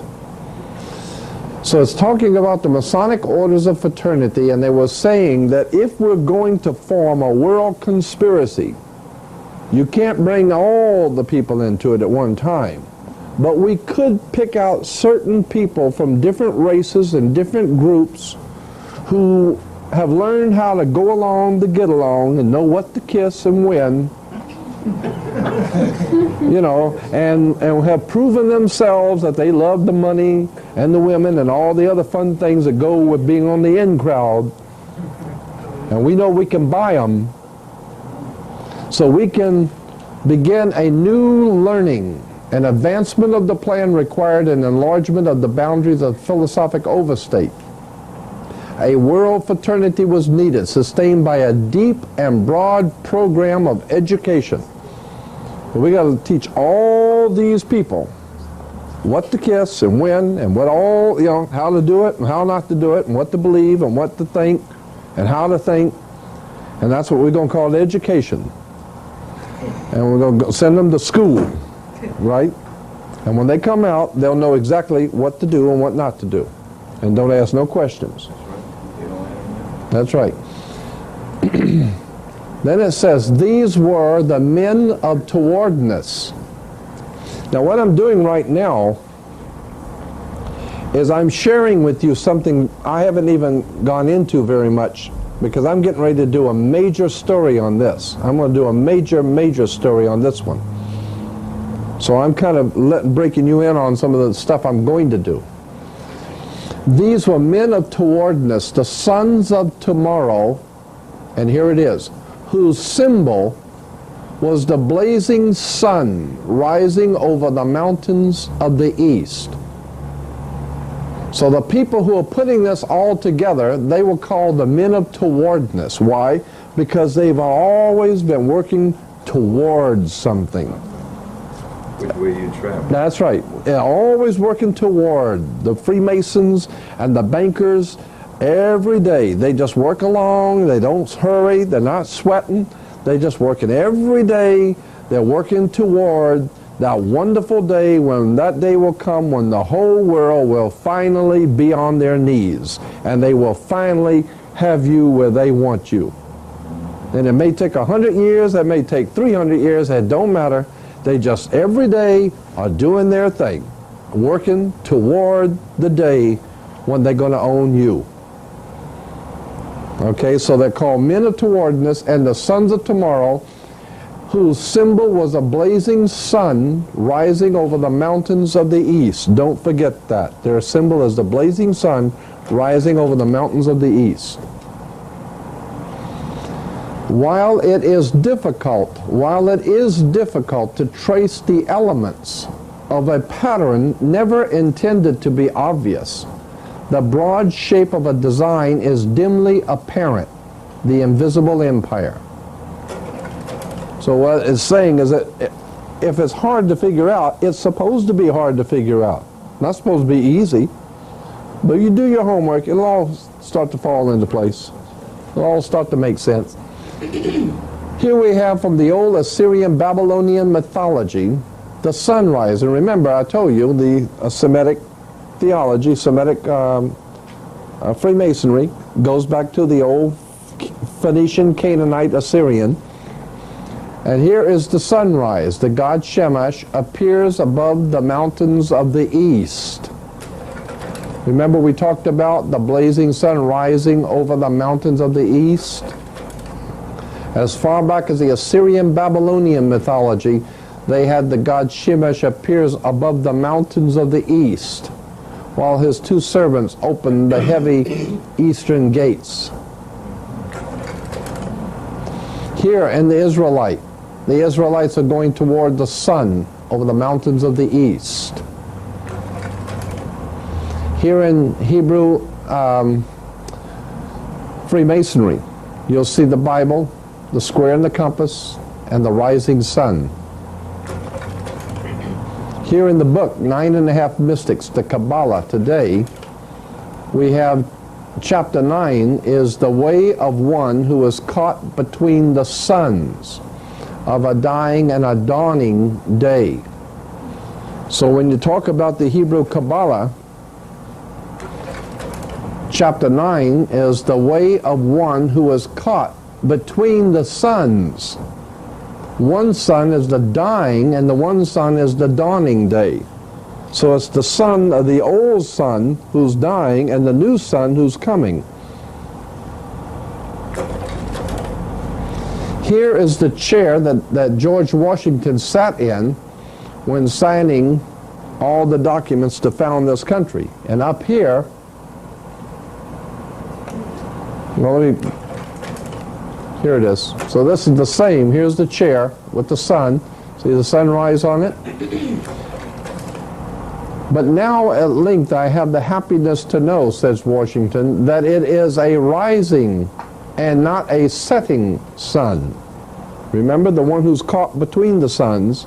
And he's saying, now I'm happy to see that what we're doing is we're working on the rising sun instead of the setting sun, because I thought we were dead, but maybe we're on our way up then, right? So these are the priceless relics of the Constitutional Congress, the rising sun chair, used by George Washington. So he said it is a rising and not a setting sun. Here is from the Encyclopedia Britannica an article on Russia. And down here I photocopied this, enlarged it. So this is taken from the encyclopedia, and this is the flag of Russia, and this is the Soviet Union's coat of arms. Okay? Here's what the coat of arms says. First of all, the flag of Russia is a Russian, the red stands for revolution. Of course, it goes back to Rothschild, red shield. Rothschild is red shield. But the coat of arms, what do you see there? the sun coming up again? The coat of arms carries the motto, workers of all countries unite. The hammer and the sickle represents the spread of communism. Now watch this. You see the sun, the rising sun is a symbol of the dawning of the new day of communism. Now you're going to see how important this is real soon. Because we're talking about God's Son who's going to come back and bring the kingdom. God's Son? Well, just get ready. The coat of arms, the Soviet Communist coat of arms, the sun rising on the earth, it says the rising sun is a symbol, and these are important words, that's why I'm rereading them, is a symbol of the what? What is that word? The dawning of the new day, end quote. Okay? Now can we have the lights for 1 minute? Not two, just one.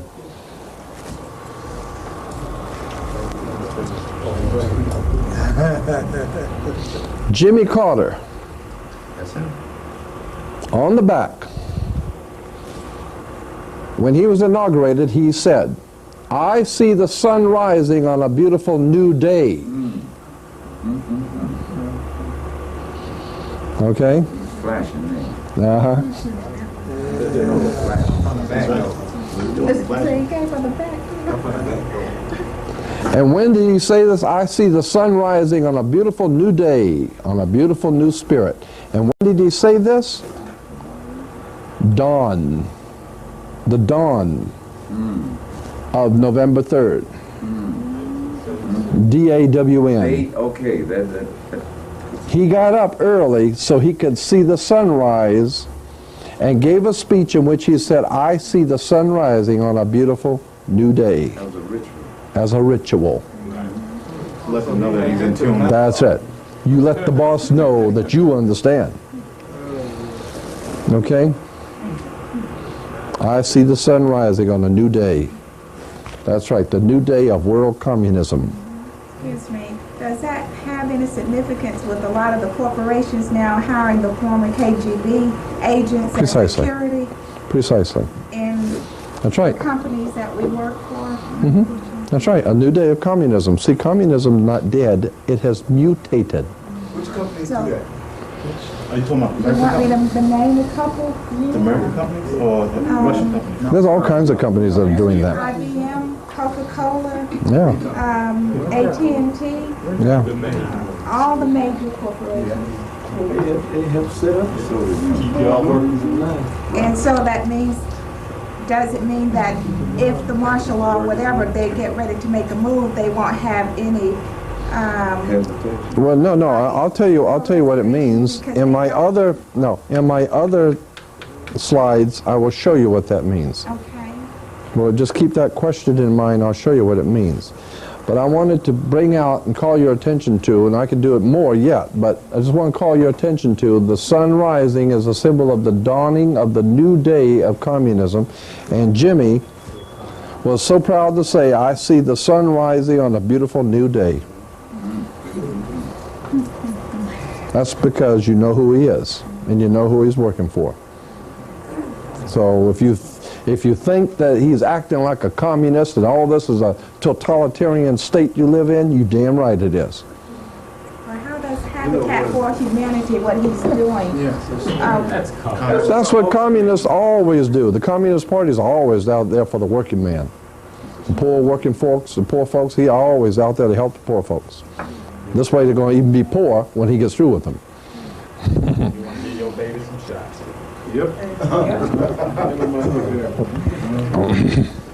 You know, when Bush lost to Clinton, he said, it's the same game, I'm just passing the ball. That's it. That's my time now. That's right. I heard that houses that they built for the people, that if you die, it goes back to the either Jimmy Carter or the people that own it. Sure. So therefore, all the work that you put into it, you're really not gaining anything from it. That's all right. That's the way it is in life. That's it. Well, that's the way it is right now. Do all you want out there. You don't own nothing. You don't own nothing. If you don't have Lodial title on anything, you don't own nothing. There's a world of difference between getting a title. He's really not doing anything. No, I know. So, you know, it may make it seem like he's doing something, but all the money is going to, you know, go back to either him or his family. That's right. That own it. That's why New Day was put in quotation marks. That's right. So-called New Day. Just one important thing on the Lodial. Will you create the Lodial title, or you go get one from the person who's trying to own your property? No, you have to get it when you buy something. If you buy a car, you have to, yeah, you have to get it from the company. Well, whoever you buy something from, you have to buy it and get a Lodial title, and they can give you a Lodial title. They just don't let nobody know you can do that. But if you buy a new car, you can get a Lodial title. You buy a home, you get a Lodial. Person to person. No. No, it's different. But I'm talking about if you're buying something, you need a Lodial title.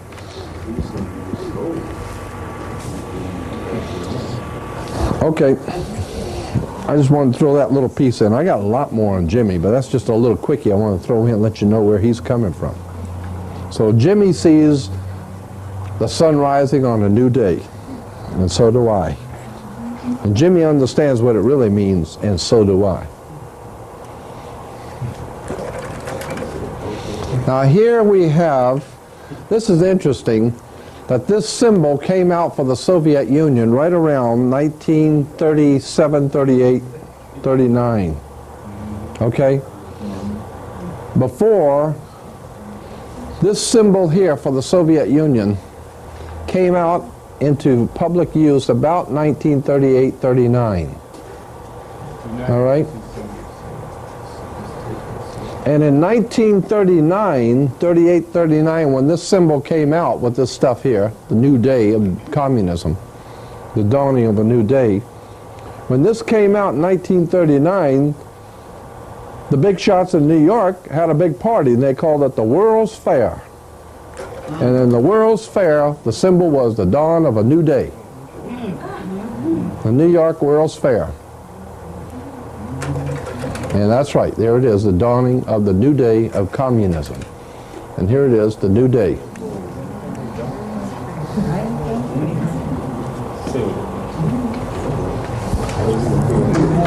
And that's the New York World's Fair. New York is the Empire State, remember?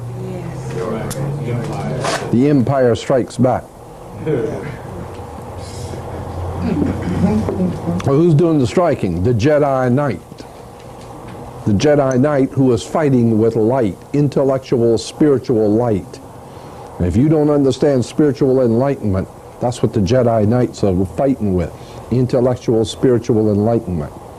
And Darth Vader, he's wearing the Nazi helmet, speaking through the pyramid. So what does the Jedi Knight represent? The Knights Templars, the Knights of St. John of the Temple. Yeah, going back to the old Knights of Malta, the old Roman, Nazi Roman. Remember Adolf Hitler's, in the Second World War, Adolf Hitler was in league with Mussolini of Italy and the Pope was signed concordance and contracts with the Pope. So, Adolf Hitler did. So you're saying that the Knights Templars is fighting Nazis? Yeah, the Knights Templars were the brains behind the Nazi party. Yeah. But they were supposed to be fighting against one another because yeah, I know. That's right. That's where I'm going to get into later, showing you how all of this stuff was set up purposely. The different sides were set up purposely to fight each other. So Spielberg is really working with them. Oh, yeah. Well, that's how come he gets to be Spielberg. They're not stupid. There's that son of enlightenment coming up again. In Russia, there they are, all the poor people waiting for the sun to rise on the new day. Like the Japanese flag. Yeah. And here's the Peace Festival at Lenin Stadium in Moscow. Now here is the, so this is a $50, I think. The Liberty Dollar? Is this the Liberty Dollar? Yeah, Liberty Dollar. This is the American Liberty Dollar, okay? And here's Liberty walking toward what? The sun. With the crown of thorns, incidentally. And the book says she is moving what? Toward the dawn of a new day.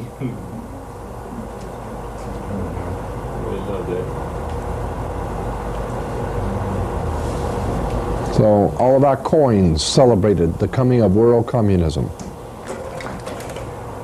Now here's Charles Tez Russell, founded Jehovah's Witnesses, and he's out there preaching to the poor Jehovah's Witnesses that the new day is dawning. The new day. Everybody get ready for the new day to get on your knees and bow down and worship Jehovah, the God of the British Israel Hebrew Freemasonry. Jehovah. That's Freemasonry. Semitic British Freemasonry.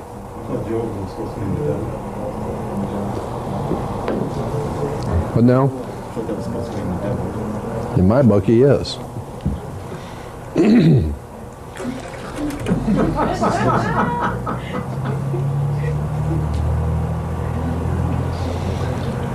Here's Jehovah's Witnesses. See the Watchtower and Bible Tract Society? Where you see the sun coming up between the mountains of the east. And where they talking about the government that will bring peace. And that's right. It will bring peace. They got the artists working in on the tape. Yeah. As a matter of fact, the New World Order is going to be so peaceful that if you get out of line, you go into jail. They'll pacify you. That's right. And of course, if you really get out of line, then they're going to really make it peaceful. They're going to kill you.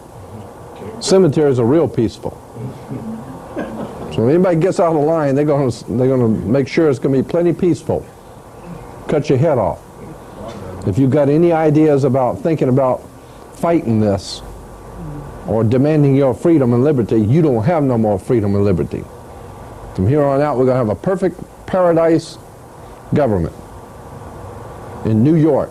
And as long as you understand who the boss is, everything's going to be cool. And everybody's going to work for the Union. Soviet Union, the Labor Union, and the New York Union. British Union. Now here's a Christian distributors in California, the Christian distributors. They distribute all the Christian literature, and they call the New Day Christian distributors with the sun coming up over the mountains of the east. So all the Christians going to the Christian bookstores, and they're getting all the materials from Christianity, and they don't realize that the company is called the New Day, bringing the sun over the mountains of the east. Now who do you think would be supplying all that Christian literature to the Christian churches?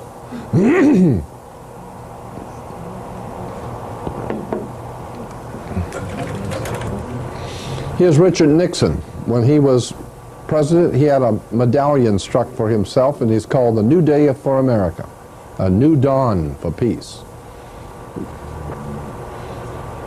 New day and the new dawn. Of course, he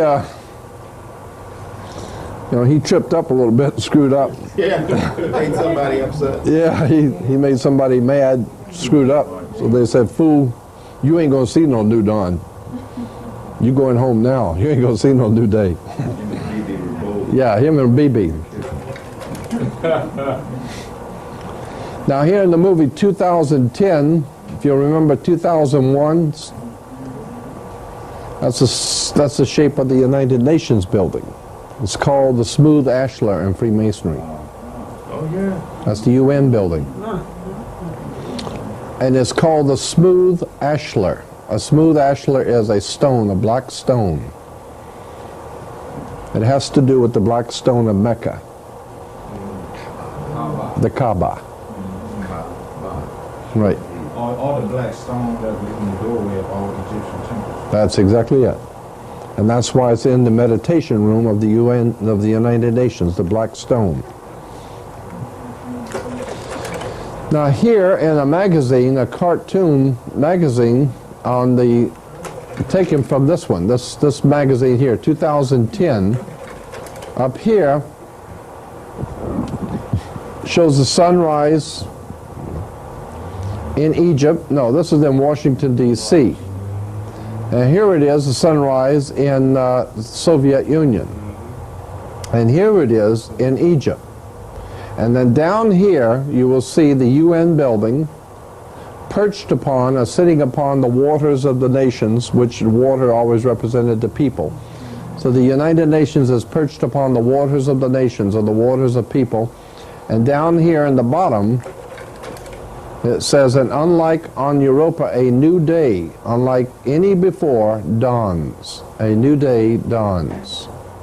For the United Nations now rules the whole world, and it sits on many waters, like the Bible says it sits on many waters, which means that it will one day take over the entire world, and we will be in a world communist state, and we will never, ever know how it happened, because we were praying to the Lord all the time and never figured out how it happened. With your eyes closed. Mm-hmm. Amen.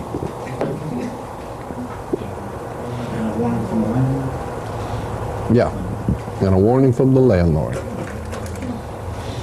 Here we have from Liberia. Them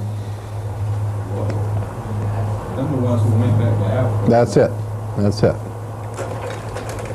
And there's Liberia, state arms of Liberia. See the sun? And also the sun, which heralds a new day. There it is. The sun is heralding a new day for Liberia. Here is Romania. And here's the national coat of arms, the state arms for Romania. And you see the sun coming up? The sun, rising sun, expresses the promise of a new day. There it is. The sun rising over the mountains of the east expresses the promise of a new day. Here's Mongolia. There is the guy riding on the horse toward the mountain with the sun. The horseman racing into the sun. This stands for the nation's advance toward communism. And that's Jimmy said, I see a new day dawning. Yeah, because he's helping advance our country into communism. Pale horse. That's it. I hate to tell you that, but it is the pale horse. Yes, sure is. Right up there. Here's Malawi. Okay, Malawi. Malawi added the sun to symbolize the dawning of a new day for Africa. There it is. Masonic Freemasonry moved into Malawi. And the people never saw it coming. They didn't understand it, had no idea what it meant.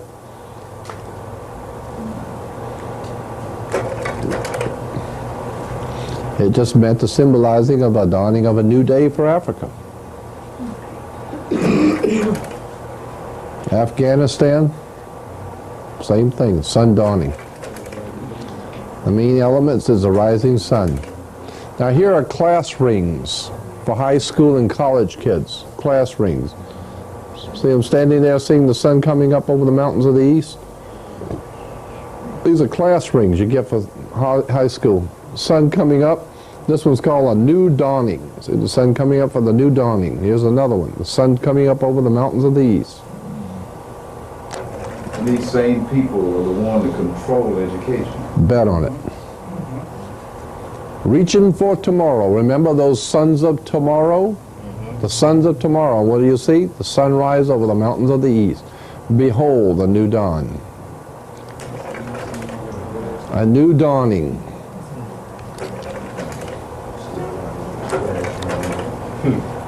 Yeah, behold a new dawn, reaching for tomorrow. That's right, but those are kids' rings, high school and college.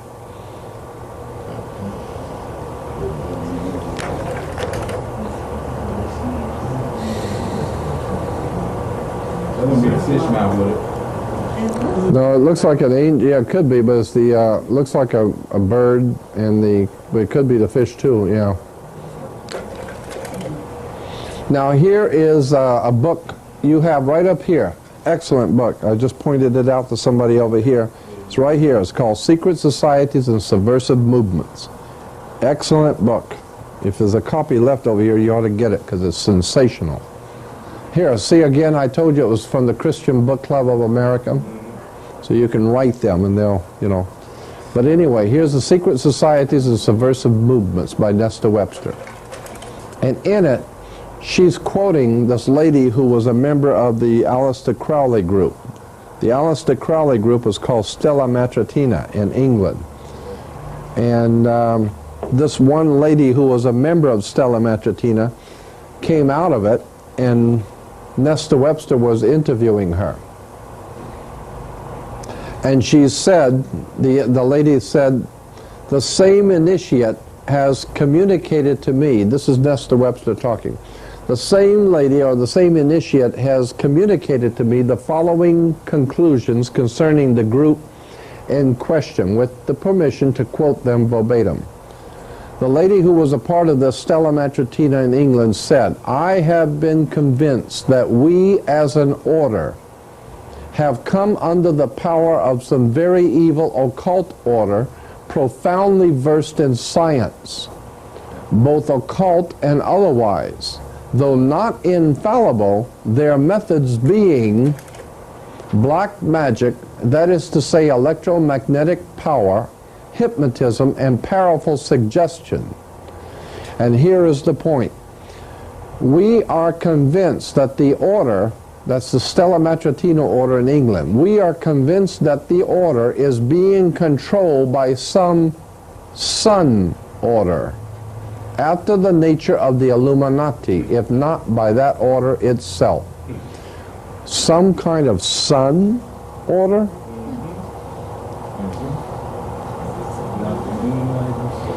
Right. So there is a sun order. An order of the sun. That goes back to Egypt. The ancient order of the sun. Exactly. In ancient Egypt. And there were priesthoods of the sun. And then there were other priesthoods who came in, and the Knights Templars and the Masonic Lodge picked all of this stuff up from the Egyptians and rewove it into a new deal. A new deal? A new deal. So it's a rise and fall, rise and fall. Well, it goes back to the sun, the rising and the setting of the sun. And the two suns, the sun of the, you know, how he said, between the two suns, one empire is going and another is coming up, which shows that there is a connection between the fall of one nation and the rise of another. It's not by chance. It's all being orchestrated by something that she calls a sun order. And that's what they call Freemasonry, a sun order. And a while ago I showed you how the sun has two wings, left wing and right wing. Therefore you got left wing politics and right wing politics. You got the right wing and the left wing. Of course that's what the sun has, is two wings. Somewhere you said that you don't think this is going to work. So if it fails, will it rise again? I don't know. 100 years, 100 years. Probably. They'll just continue trying until... Yeah, I think between good and evil. Yeah, it's the battle between, yeah. Truth and false. That's right. Yeah. Now I got my own idea about why that is. I have my own theory on as to why it is that 500 years from today we'll still be fighting the same battle. They'll be doing it a different way, but we'll still be fighting them the same way. The poor people, the working class people will still be fighting the manipulating people who are manipulating and exploiting and keeping everybody else ignorant and stupid and using them and abusing them. There's always been that war. You go back into ancient history, there's always been that few that exploit the many. And it may not ever stop, I don't know. And it's always been through ignorance. Yeah, it's always been used to ignorance. The parasite is always weaker than the host. That's it. But I got a theory about why it's happening like this and why it will always happen. But that's just my personal spiritual belief. Now, here's a classic example of how symbols are used in churches. Now watch this. We have a cross and the crown in Christianity. Here it is again on the Bible, the cross and the crown. It's on the Holy Bible, okay? Here in that book again of Freemasonry, we will see the cross and the crown. Okay? Now, keeping in mind you've got the Bible here and the cross and the crown there, and this is from that encyclopedia on Freemasonry, remember? Okay. Here we have the first 3 degrees of Freemasonry, first, second, and third degree. That's why when you go into a court, they're going to give you the third degree. Now, over here you got the Scottish Rite and the York Rite. Here is the Royal Archmason, or the Mark Mason. It's called Mark Mason, the Royal Archmason with the triangle and the circle. Then you got the Order of the Red Cross. So when you hear about the Red Cross doing this and the Red Cross doing that, and give money to the Red Cross, just remember when you give money to the Red Cross, who you're giving it to. You're giving it to the York Rite Freemasons in New York. Yeah, and they need your money like they need another hole in the head.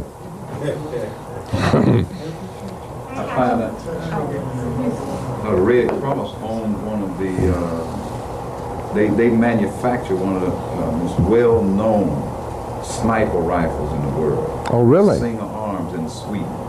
The Red Cross? Red Cross owned it. Well, that's great. That makes me feel warm all over. Yeah, that's it. That's the twin Felix. Yeah, the twin Felix. Yeah. Coming and going, they're going to get you. Now up here we have the York Rite of Freemasonry from New York, or York, England, okay? Now here is the symbol, the highest you can go in the York Rite, okay? You see, this is the Scottish Rite, and this is the York Rite. The Scottish Rite has 33 degrees. That's because Jesus supposedly died at 33. That's why it has 33rd degree. But the York Rite, the highest you can go in the York Rite, is called the Order of Knights Templar of the York Rite Freemasonry, okay? What is that symbol? That's the cross and the crown. You've already seen it on the front of the blue book on Freemasonry. Now remember that, cross and the crown, and remember it's the York Rite Freemasonry. Here it is again, the book called Pilgrimage to Virginia of the Knights Templars. And what do you see? Star of David with the Masonic handshake. And over here, the cross and the crown. We're talking about the Knights Templars. The cross and the crown of Freemasonry.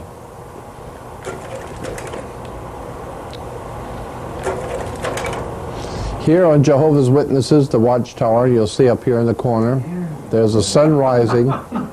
Yeah, that's it. There it is. And here's the sun rising over the mountain with the cross and the crown. Here's the Cross and the Crown Lutheran Church. Here is the Cross and the Crown as magazines.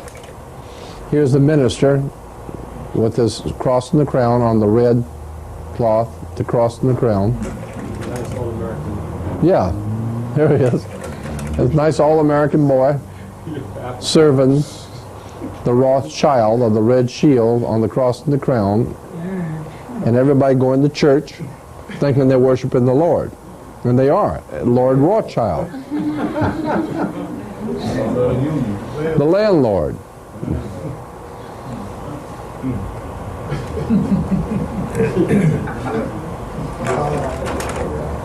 Here's Christian Science. Christian Science, their symbol is the cross and the crown.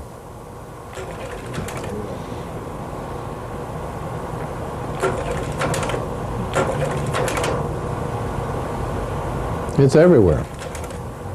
Here it is. Using as a wedding band, simply as a testimony of your commitment to Christ. And there you see the cross and the crown.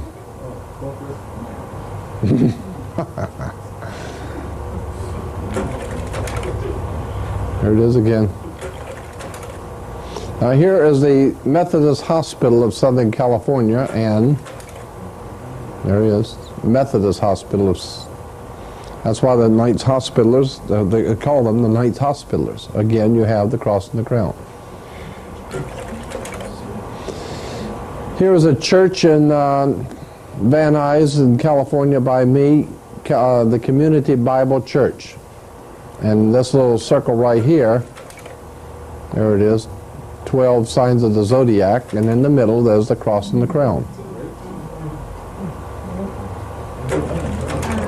Now here's the Santa Anita Apostolic Church.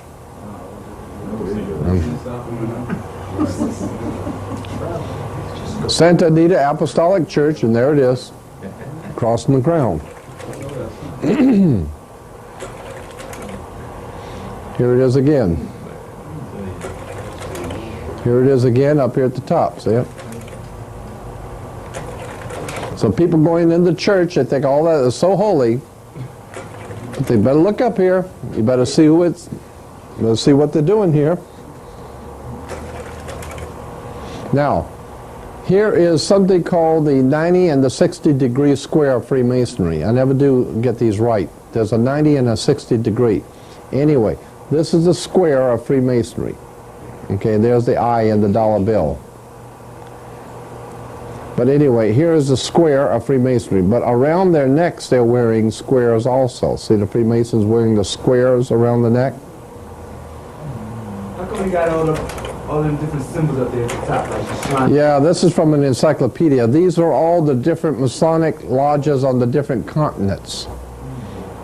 Okay, go back to the fourth one, the triangle in the circle. Oh. For a moment, all of our bottles and food and everything now has that. Even the football players' jerseys have that. So that means that I told you that was the symbol of York Rite. Right. Freemasonry. Does that mean that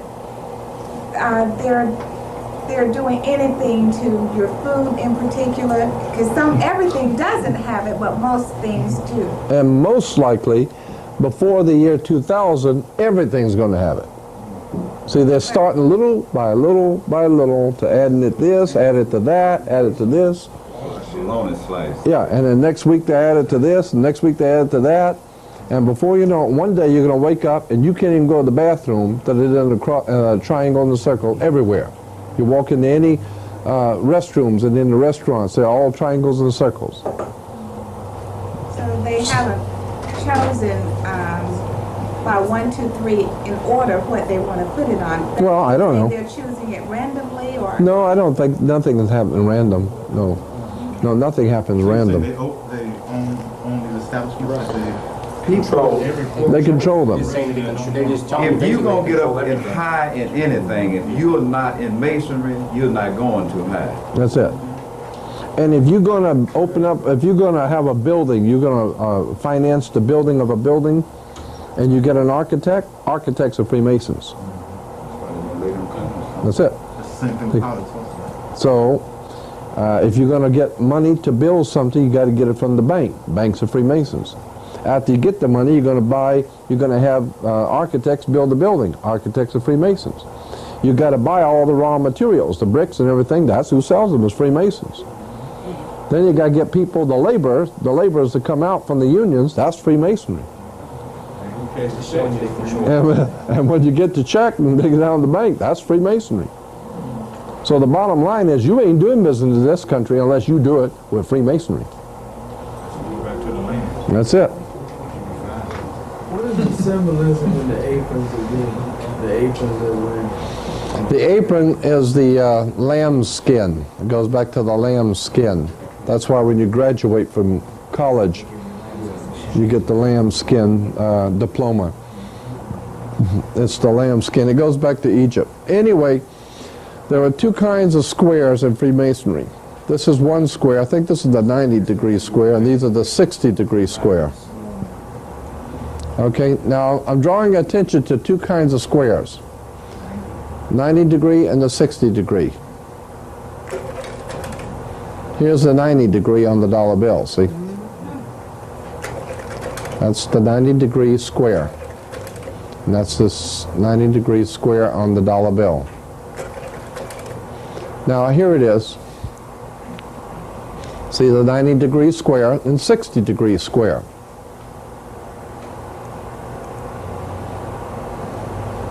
And that's connected to, of course, the Star of David. But check this out. You got 90-degree and the 60-degree square. What's the significance of that? Well, you'll see in just a minute. The difference between, now here is a 60-degree square, right? And see the Freemasons wearing the 60-degree square around their neck? That's why in the Olympics, when you win a gold medal, you put the 60-degree square. Then, over here, 60-degree square in Freemasonry. And here is the 90-degree and the 60-degree and the 90-degree in the church choirs. Marching down now. That's right. Everybody called us in. That means all the Masonic don't have this stronghold for the Olympics here, right? That's right. Gonna have. They're gonna hold them all. Got the whole And so when you see, and you go in the churches and you see the choirs, and they're all singing, but all of them have the 60 and the 90-degree square.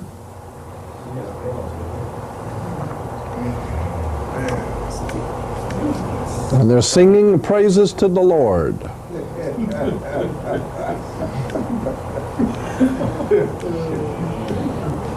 And the Lord just happens to be the big penis.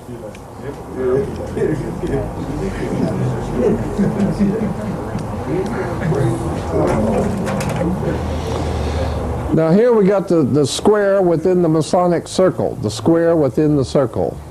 Sometimes the circle's within the square, but usually it's the square within the circle. And here the three-ring circle and the square represents the universe. The square has 4 gates and is divided into 4 triangles, which indicates the cosmic direction, the elements and the visible and invisible qualities of deity commanding the center. The square with 4 triangles within the circle. That's exactly what you get when you look down on the Washington Monument, is the triangle within the Masonic circle. See?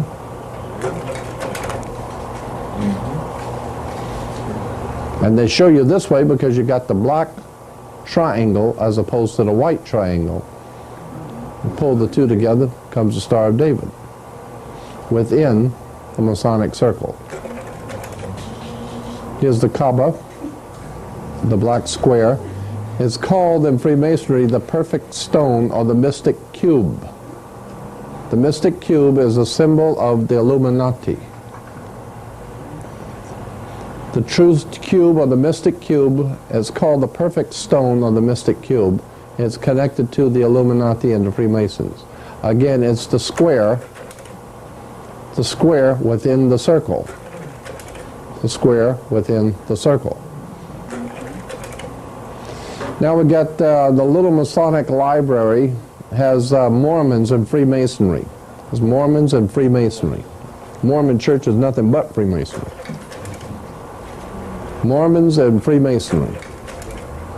Mormons and Masonry. Freemasonry and the Book of Mormons. Zion's Park. That's why you got Zion's National Park. The Great White Throne, Zion's National Park. The Great White Throne. Yeah. Okay, again we go back to the red rose, which is the tuta rose of England, the symbol for world socialism. Now here's the Queen of England with some pornographer or murderer or something, I don't know who he is. Yeah, all the above, some drug pusher or something. Well, both of them are drug pushers. Oh yeah, they both are. But he's proud to show you his red rose.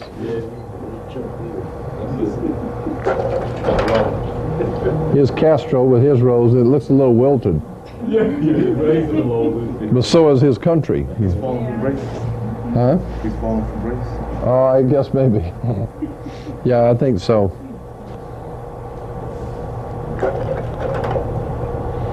There's the, here was the Communist Party chief that Yeltsin overthrew. And there he is with his red rose.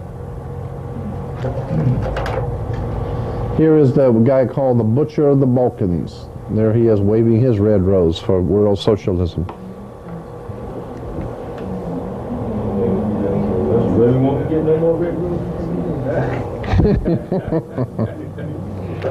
And then here's Clinton in front of a poster at the White House in the Time magazine. Time magazine has Clinton posing in front of a poster, and see what he has in his left hand? Yeah, that red rose is supposed to symbolize socialism? Hmm? It's supposed to symbolize socialism? Yeah, yeah, that's what the red rose symbolizes.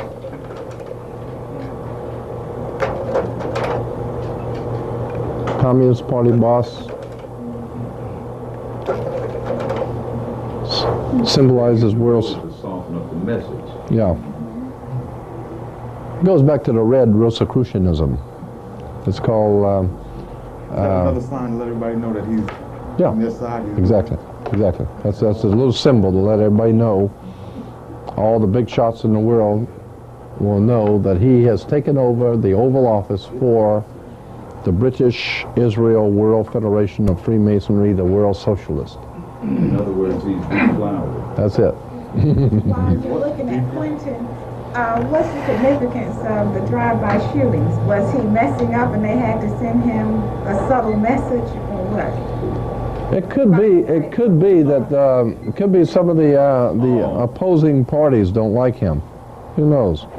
No, I'm sure it's not the people. The White House, they shot at it with an SKS, and that's the rifle that they want to take away because the country's been flooded with SKS. Oh, okay. Well, that makes sense. And that makes more sense than. And Gore came on the next site talking about gun control and said, by the way, the gun that the gunman used was an SKS, semi-automatic. Yeah, okay, well that makes sense to me. And the one that went in with the airplane, they were both in the same outfit and army. Okay, so they had a connection right there. Mm-hmm. Yeah, that makes sense.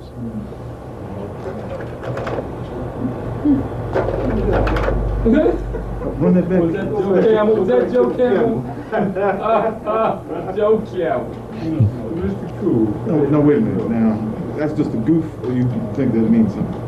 There ain't nothing happening. Nothing happening by chance. When you understand that the tobacco companies in this country are owned by the British, the English owners. They have always been the back east. I mean, yeah, I'm back east now. There's always been the British who own the tobacco plantations.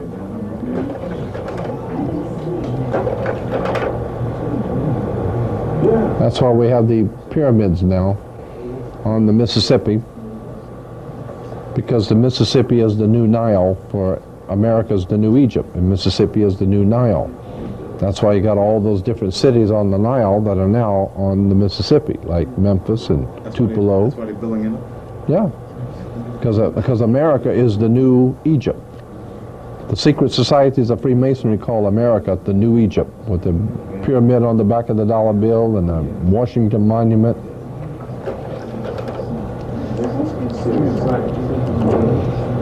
Here's the pyramid at the Louvre Museum. Arco is the pyramid with the Arco is the pyramid from above with no capstone. Goes back to Jason and the Argonauts. Right. I'll go past this. Now we get to the, there again we have the rising sun symbol again. The rising sun on the shell.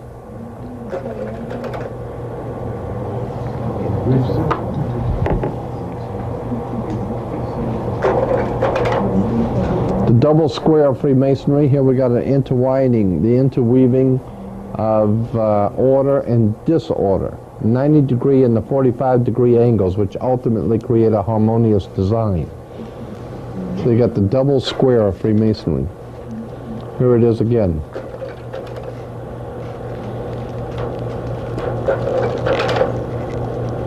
There's the double square, order and disorder.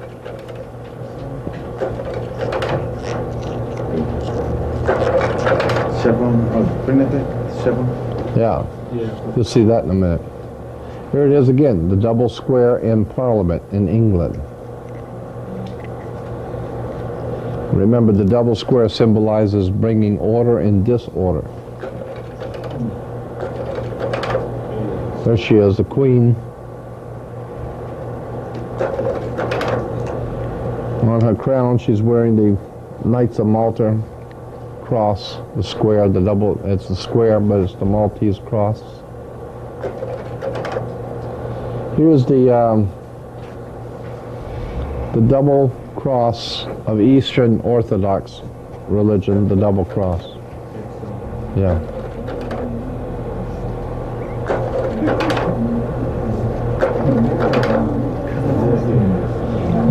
Double. Then we got the mystic star, the seven-pointed star. There's a seven-pointed star, 7 points. There it is again, Masonic Orders of Fraternity with the mystic star. The Golden Dawn Enochian Magic of England uses a seven-pointed star. Highway Patrol uses a seven-pointed star. Police departments use a seven-pointed star. There's something called the origin and significance of the Magen David. The origin and significance of the Star of David. Star of David goes back to Jerusalem with the cult of the planet Saturn. I told you one of the ancient cults in Jerusalem was the planet Saturn. They worshipped the planet Saturn, and consequently all the women were supposed to listen to their god Saturn. So they wear the Saturnalian ring, the ear ring. And men were supposed to get married before their god, so they would wear their wedding ring. Kings were to be crowned by the god Saturn, so they wear the round crown of the ring of Saturn.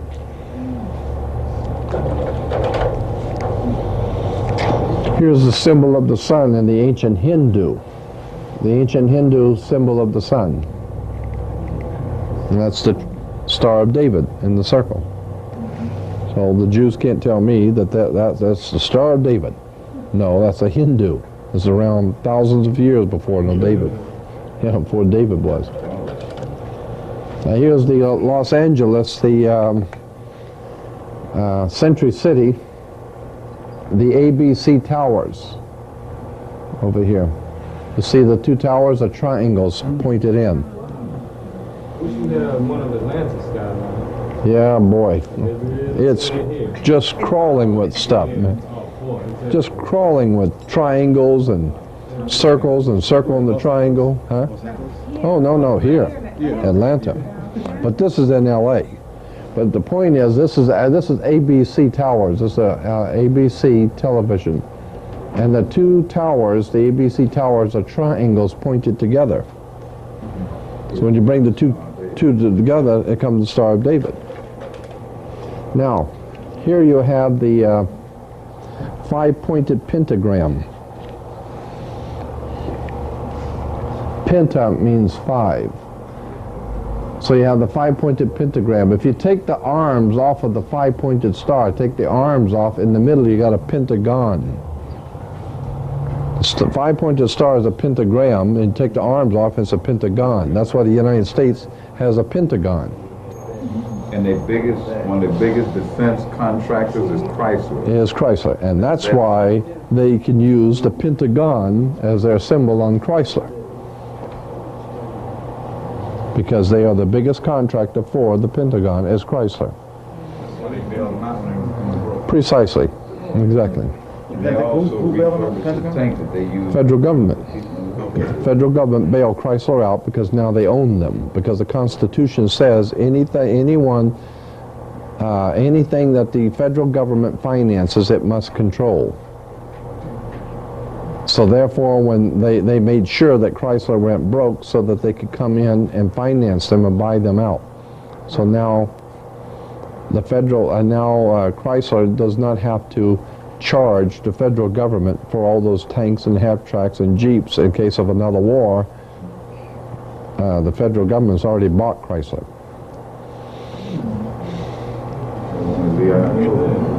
That's right. So they let Lee Iacocca build it back up and give him his money for going along to get along. Now, generally, the inverted pentagram is regarded as representing evil. The inverted with the point pointing down.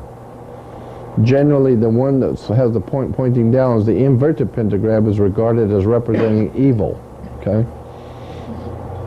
That's Anton LaVey, the head of the Satanist church. Here it is again, the devil with the inverted pentagram pointing down. Is that a skull? Oh, it's a bee, a beetle, or bee or something, yeah. Fly, yeah. That's right, it goes back to Beelzebub, Lord of the Flies. Okay, what is that, 15, the devil? Huh? 15? That's the number of the card. It's just a, but the point I'm making here is that the inverted pentagram is regarded as representing evil, pointing down. Now here in New York, at the first synagogue of the congregation of B'nai B'rith in New York, you will see the... Where is this? Yeah, no.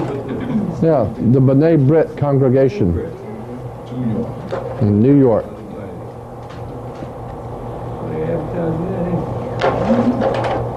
Now here is the Sovereign Grand Commander's flag of Freemasonry, the Mother Lodge.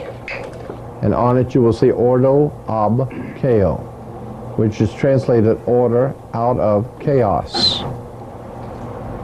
Order means you've got control.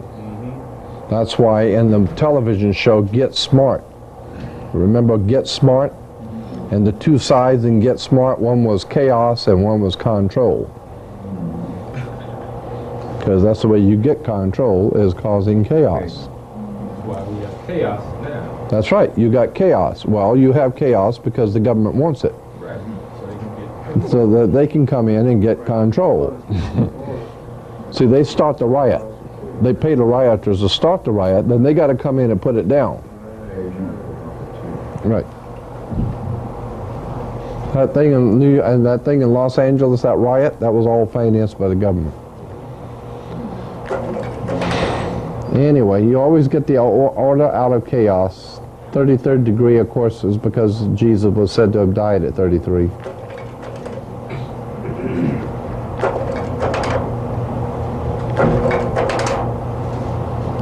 There's no wrong with that.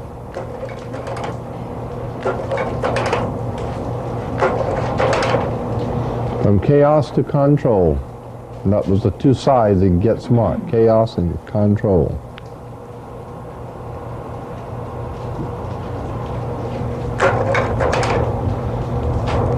Here's a magazine, a book on Freemasonry in Europe, the European Masonic orders. And here they are, the different orders of Freemasonry in Europe. And up here you will see the two symbolic headdresses. Same headdress that the High Priest of Israel is wearing is the same headdress here. And here's the Pope, who was one of the orders of Freemasonry, all these different orders, and here's the Pope. Yeah, here he is. With the dagger and the all-seeing eye. Here's something called the Chapter Jewels, taken out of a reference book on Freemasonry, and the High Priest jewel of Freemasonry, the High Priest jewel, is the papacy, the Pope's headdress. He's the High Priest of Freemasonry. Here's the Jewish High Priest, or the Hebrew High Priest, and you will see him holding the fleur-de-lis in his hand, the fleur-de-lis, and wearing the Pope's headdress. Why would the Hebrew High Priest be wearing the Pope's headdress? Well, the same reason why the Pope wears the yarmulke.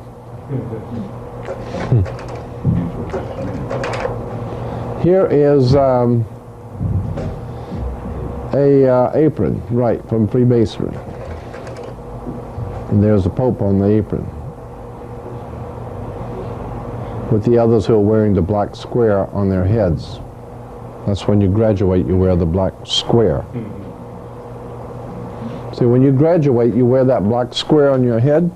That's because the brick masons, the plasterers and the brick masons use something called a, what do you call it? The trial and square. A trial and square. In the square, they hold in their hand and put the cement on. They take the trial and put the mud on the wall. So when they're building a wall, they use that square. And it's a black square. That's what the black square you wear on your head when you graduate. Because the colleges and universities are run, financed, organized, and directed by Freemasons. That's right, the martyr board. You wear it on your head. All the universities around here. Well, and then when you find out who owns Coca-Cola. That's it. And there's the Pope up there with him. And then you got the Royal Arch. Now here it is. This is the Royal Arch chapter of Freemasonry. Note the headdress of the principals. The Royal Arch chapter. Okay, there he is. That's why you have 6 stones on one side and 6 stones on the other. And this stone here is the keystone. It's right in the middle. And it's called, in any arch, you always have the same amount of stones on one side as the same amount on the other. And then you have one in the middle that holds it together. And that one in the middle is called the keystone. And it is the keystone for the arch. That's why Pennsylvania is called the Keystone State. Because it's the 13th colony. There were 6, and 6 is 12, and the one in the middle makes 13, and it was the Keystone State. So it was the keystone for the Royal Arch Chapter Masons who founded the whole thing. So when you get back to the Eye of God overseeing the Star of David, you're talking about the Royal Arch Chapter. The Royal Arch. And here is the man who gave Freemasonry the Royal Arch degree. His name was St. Louis. St. Louis was the Freemason who gave to Freemasonry something called the Royal Arch degree in Jerusalem. And that's why we have the Royal Arch in St. Louis for the Royal Arch degree of Freemasonry.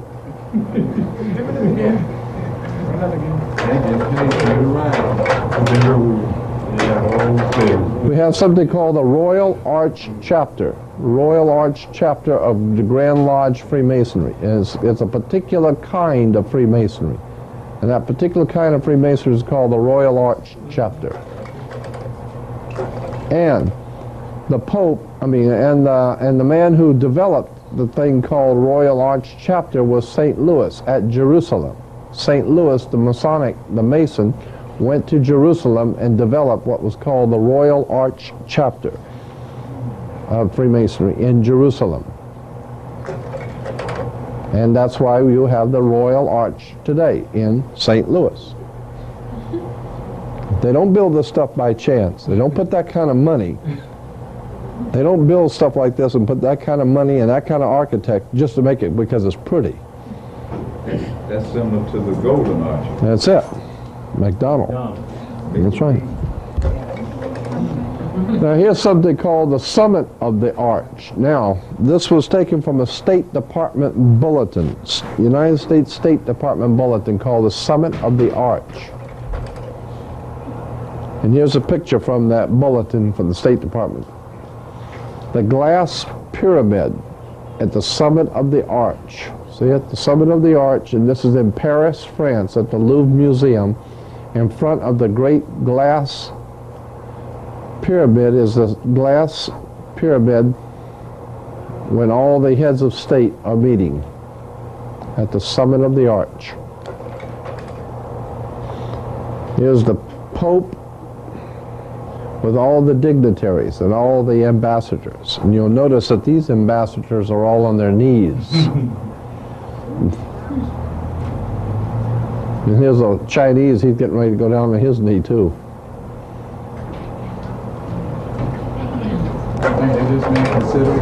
Huh? No, ambassadors.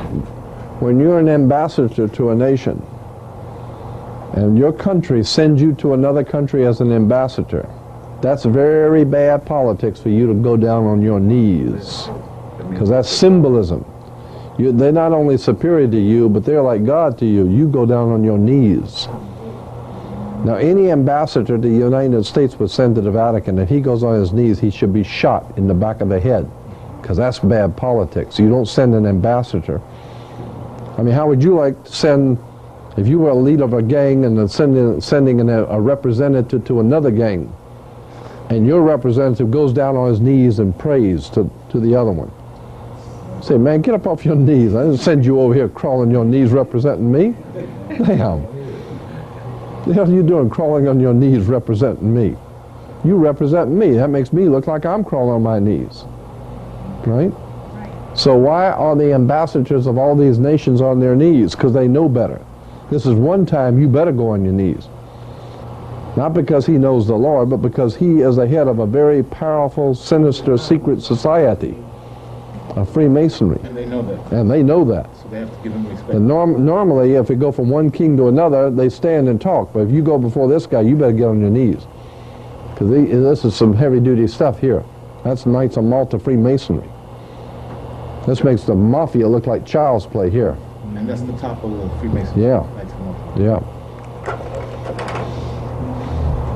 There it is again. The skull and the bones and the Pope wearing it and the... Here it is, the Pope. There's the King of England, the star of what's his name, the one that was killed, Jacques de Molay. Jacques de Molay with the Knights of Malta. And then we've got the Pope, the King of England, and Jacques de Molay. Adolf Hitler. The Nazis had the...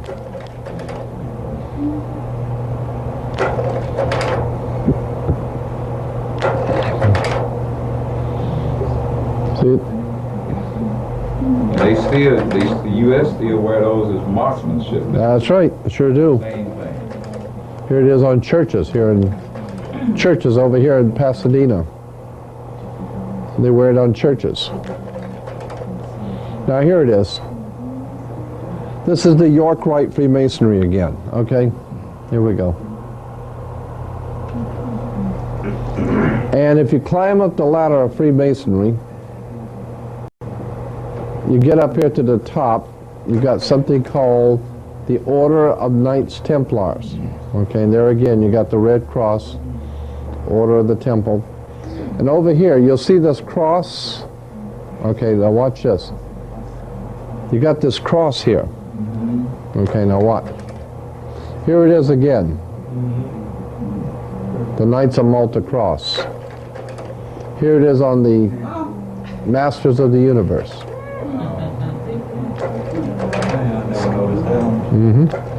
Stop you for a second. Masters of the Universe. Do they have did they dedicate an order for de Molay after he died? Oh, sure, absolutely. Jacques de Molay, when he was put to death in the 15th century, they made an order for young boys. They was called the de Molays. Okay, somebody mentioned to me, I was talking about 3 weeks ago, and they said that Jeffrey Dahmer and the son of Sam, their parents were involved with the de Molay school. I mean, they were part of that order. Yeah, well, wouldn't surprise me none. All them crazy members of it. So is that supposed to be a Freemason order? Yeah, but it's for young boys. Just for young boys. It's called de Molay. Now here it is again. Use our Masters of the Universe. Now, it's also, here it is again, okay? It's also used for the Los Angeles Fire Department uses it. See?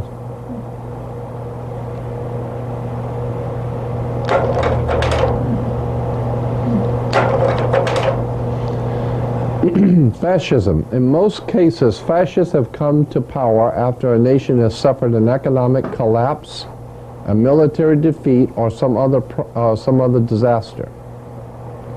The fascist party wins mass support by promising to revive the economy and restore national pride. We're talking about fascism. Now watch. Fascism is severely limited under, personal liberty is severely limited under a fascist government. The government also controls newspapers, radios, and other means of communication. In its country, it issues propaganda to promote its policies. Opposition may lead to imprisonment, torture, or death. Here is a fasci. Here's the French Grand Orient Temple Masons dancing around the maypole, and that is a fasci.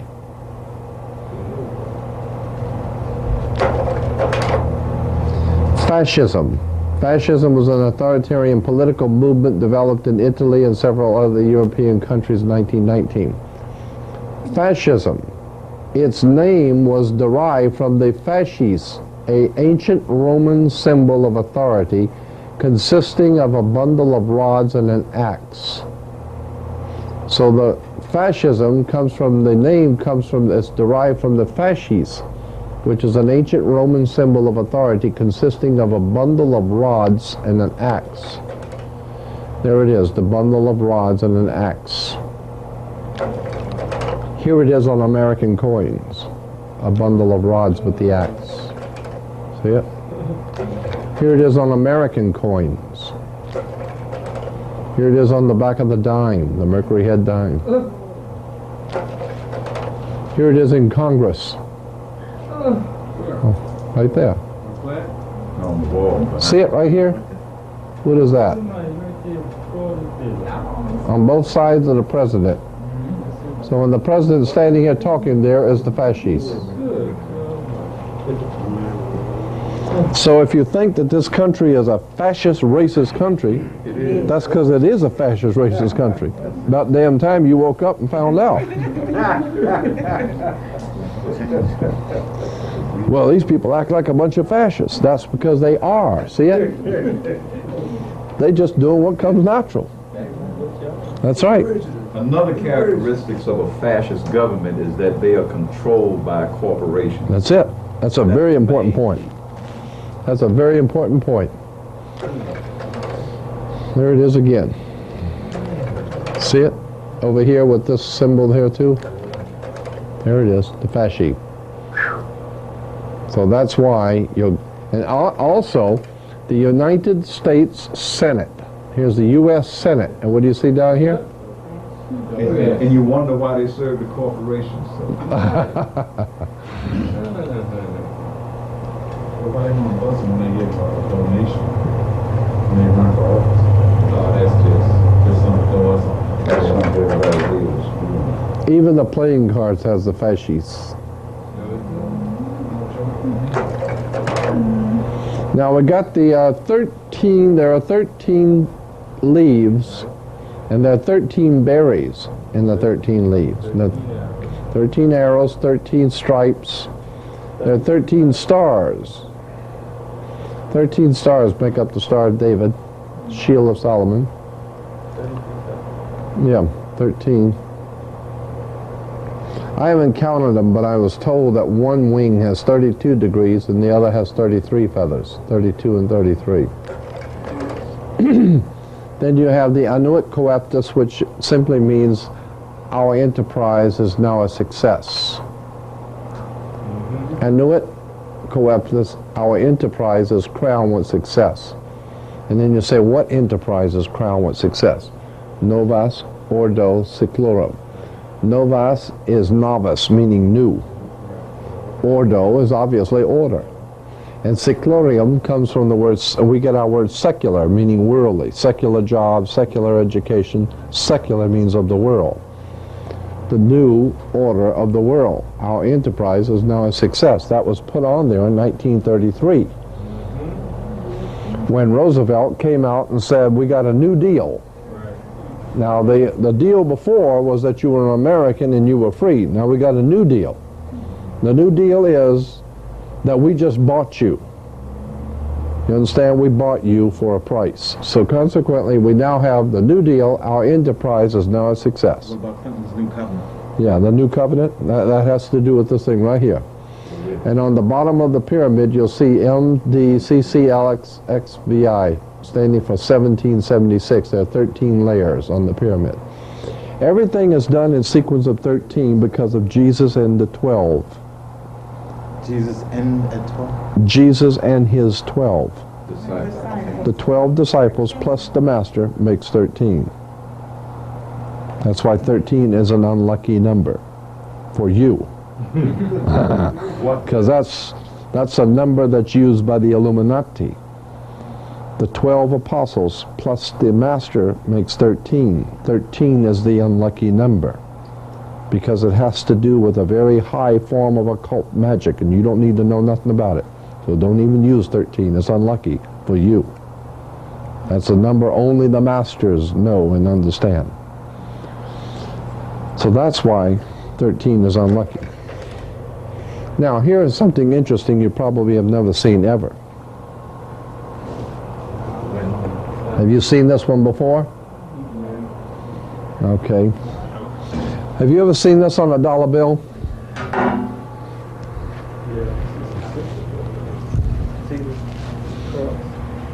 See this little guy right here?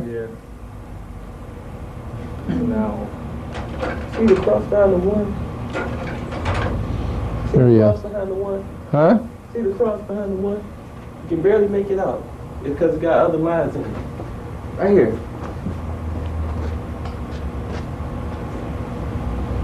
See, they add this into it. Oh yeah, to yeah. throw you off. Oh, I get you. You can see it. It's right Yeah, behind it. yeah. Anyway, this little guy right here. Here he is. That's a guy. No, it's an owl, a little owl. It's a symbol of the Bohemian Society. What is there in a relationship between that and the woods owl? You remember that became the mascot for the whole conservation effort or something, the woods owl? And then they started taking up the land and all. Wouldn't surprise me none. It sure makes sense to me. Has that always been there? Or No. they just put it No, there no. about 3 or 4 years ago? No. They put it there about, I think about 20, 25 years ago, 20 years ago. Yeah. There's, that's Albert Pike. Yeah, Albert Pike, the Grand Master of World Freemasonry. Yeah. He was thinking to himself, boy, if you chumps knew half of the crap that we're doing, if you chumps ever found out what we were doing, you'd be real big time, disappointed. Yeah, I've been on mushrooms for 41 years.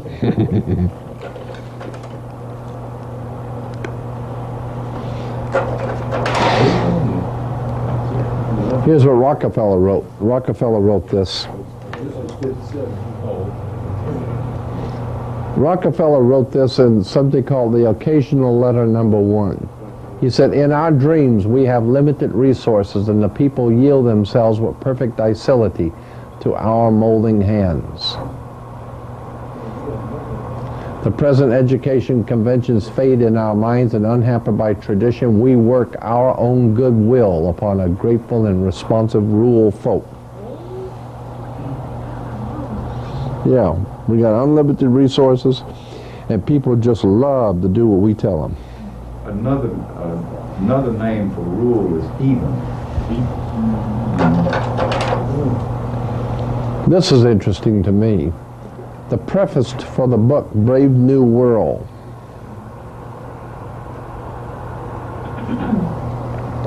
And in the preface for the book, Brave New World, back in 1948, the 1948 edition, we're talking about back in 1948, this was said, quote, as political and economic freedom diminishes, as the political and economic freedom diminishes, sexual freedom tends compensatingly to increase.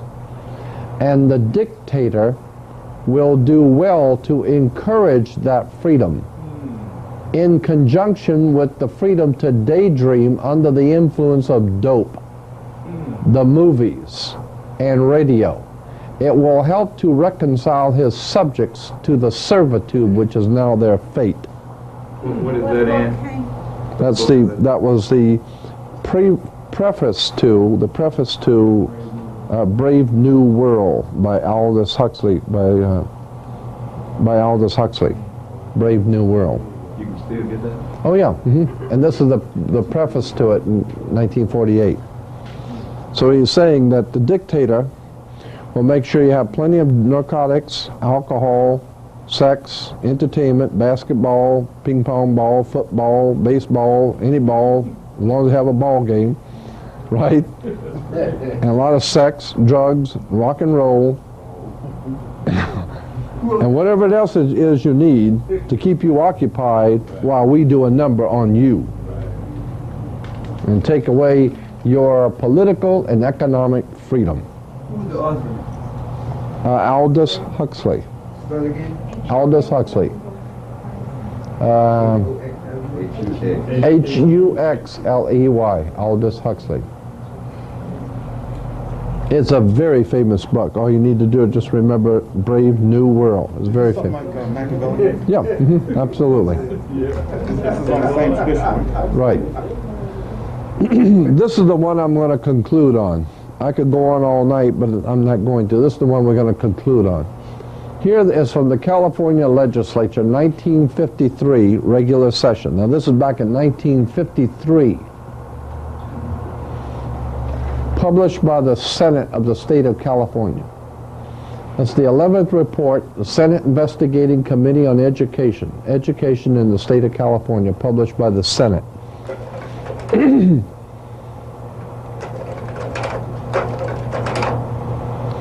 It says, I can't, wait a minute.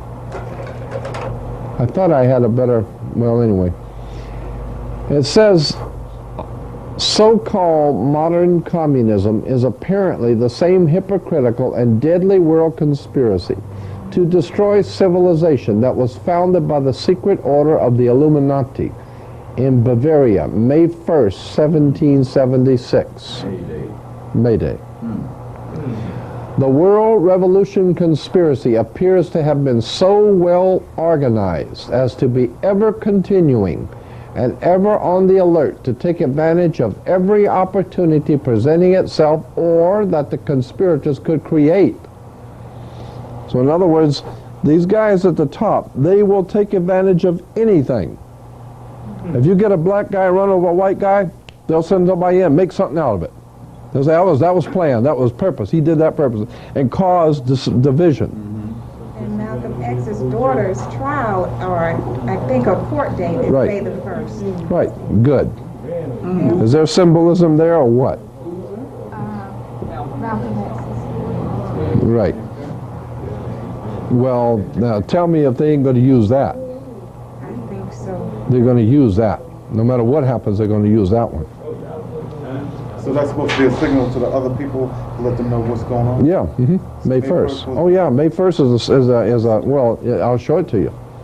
Anyway, it is significant in this connection that as early as 1783, when unsettled conditions and dissatisfaction in some quarters had arisen in the American colonies, a subversive anonymous sermons were circulated among the colonial army to incite dissatisfaction and rebellion. George Washington immediately, we're talking 1783, George Washington immediately called the army together, and in addressing them, he used this significant language. Quote, now this is taken from Marshall's Life on Washington, page 86, 87. George Washington, 1783, said, quote, "My God, what can this writer have in view by recommending such measures? Can he be a friend to the army? Can he be a friend to this country? Rather, is he not an insidious foe, some emissary perhaps from New York?" Back in 1783, George Washington knew where the trouble was. Who's he talking about now? I don't know. But he knew that whatever it is happening, better check in New York, because that's where the stuff is.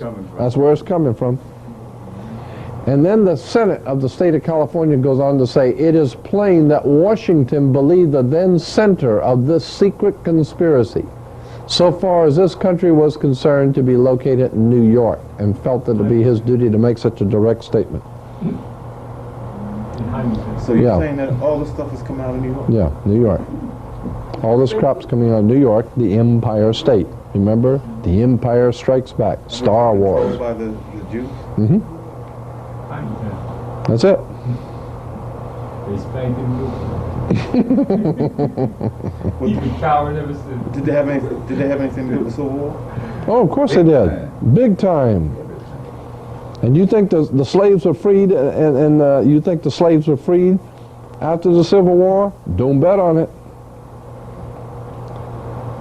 Slaves were made 14th Amendment citizens. 14th Amendment citizens are not citizens. What are they? Colored people. That's right. Negro. Mhm. Oh, colored people. Negro means one owned by another.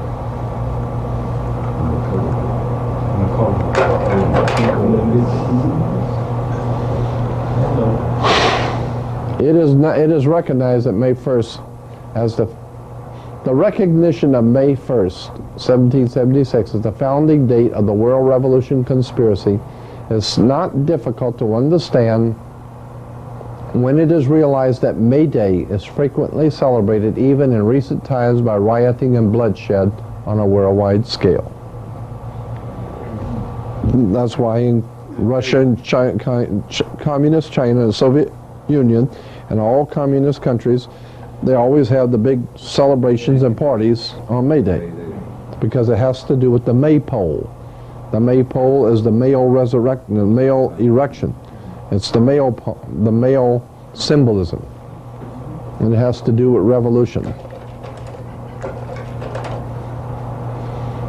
The book, Fire in the Minds of Men, this book traces the course of the revolutionary fate from its earliest origin in occult Freemasonry to the allegedly scientific Marxism of today. So, What's the name of that book? Fire in the Minds of Men. We've got a little more, but I'm going to stop for tonight. I'm going to let it cool off a little bit.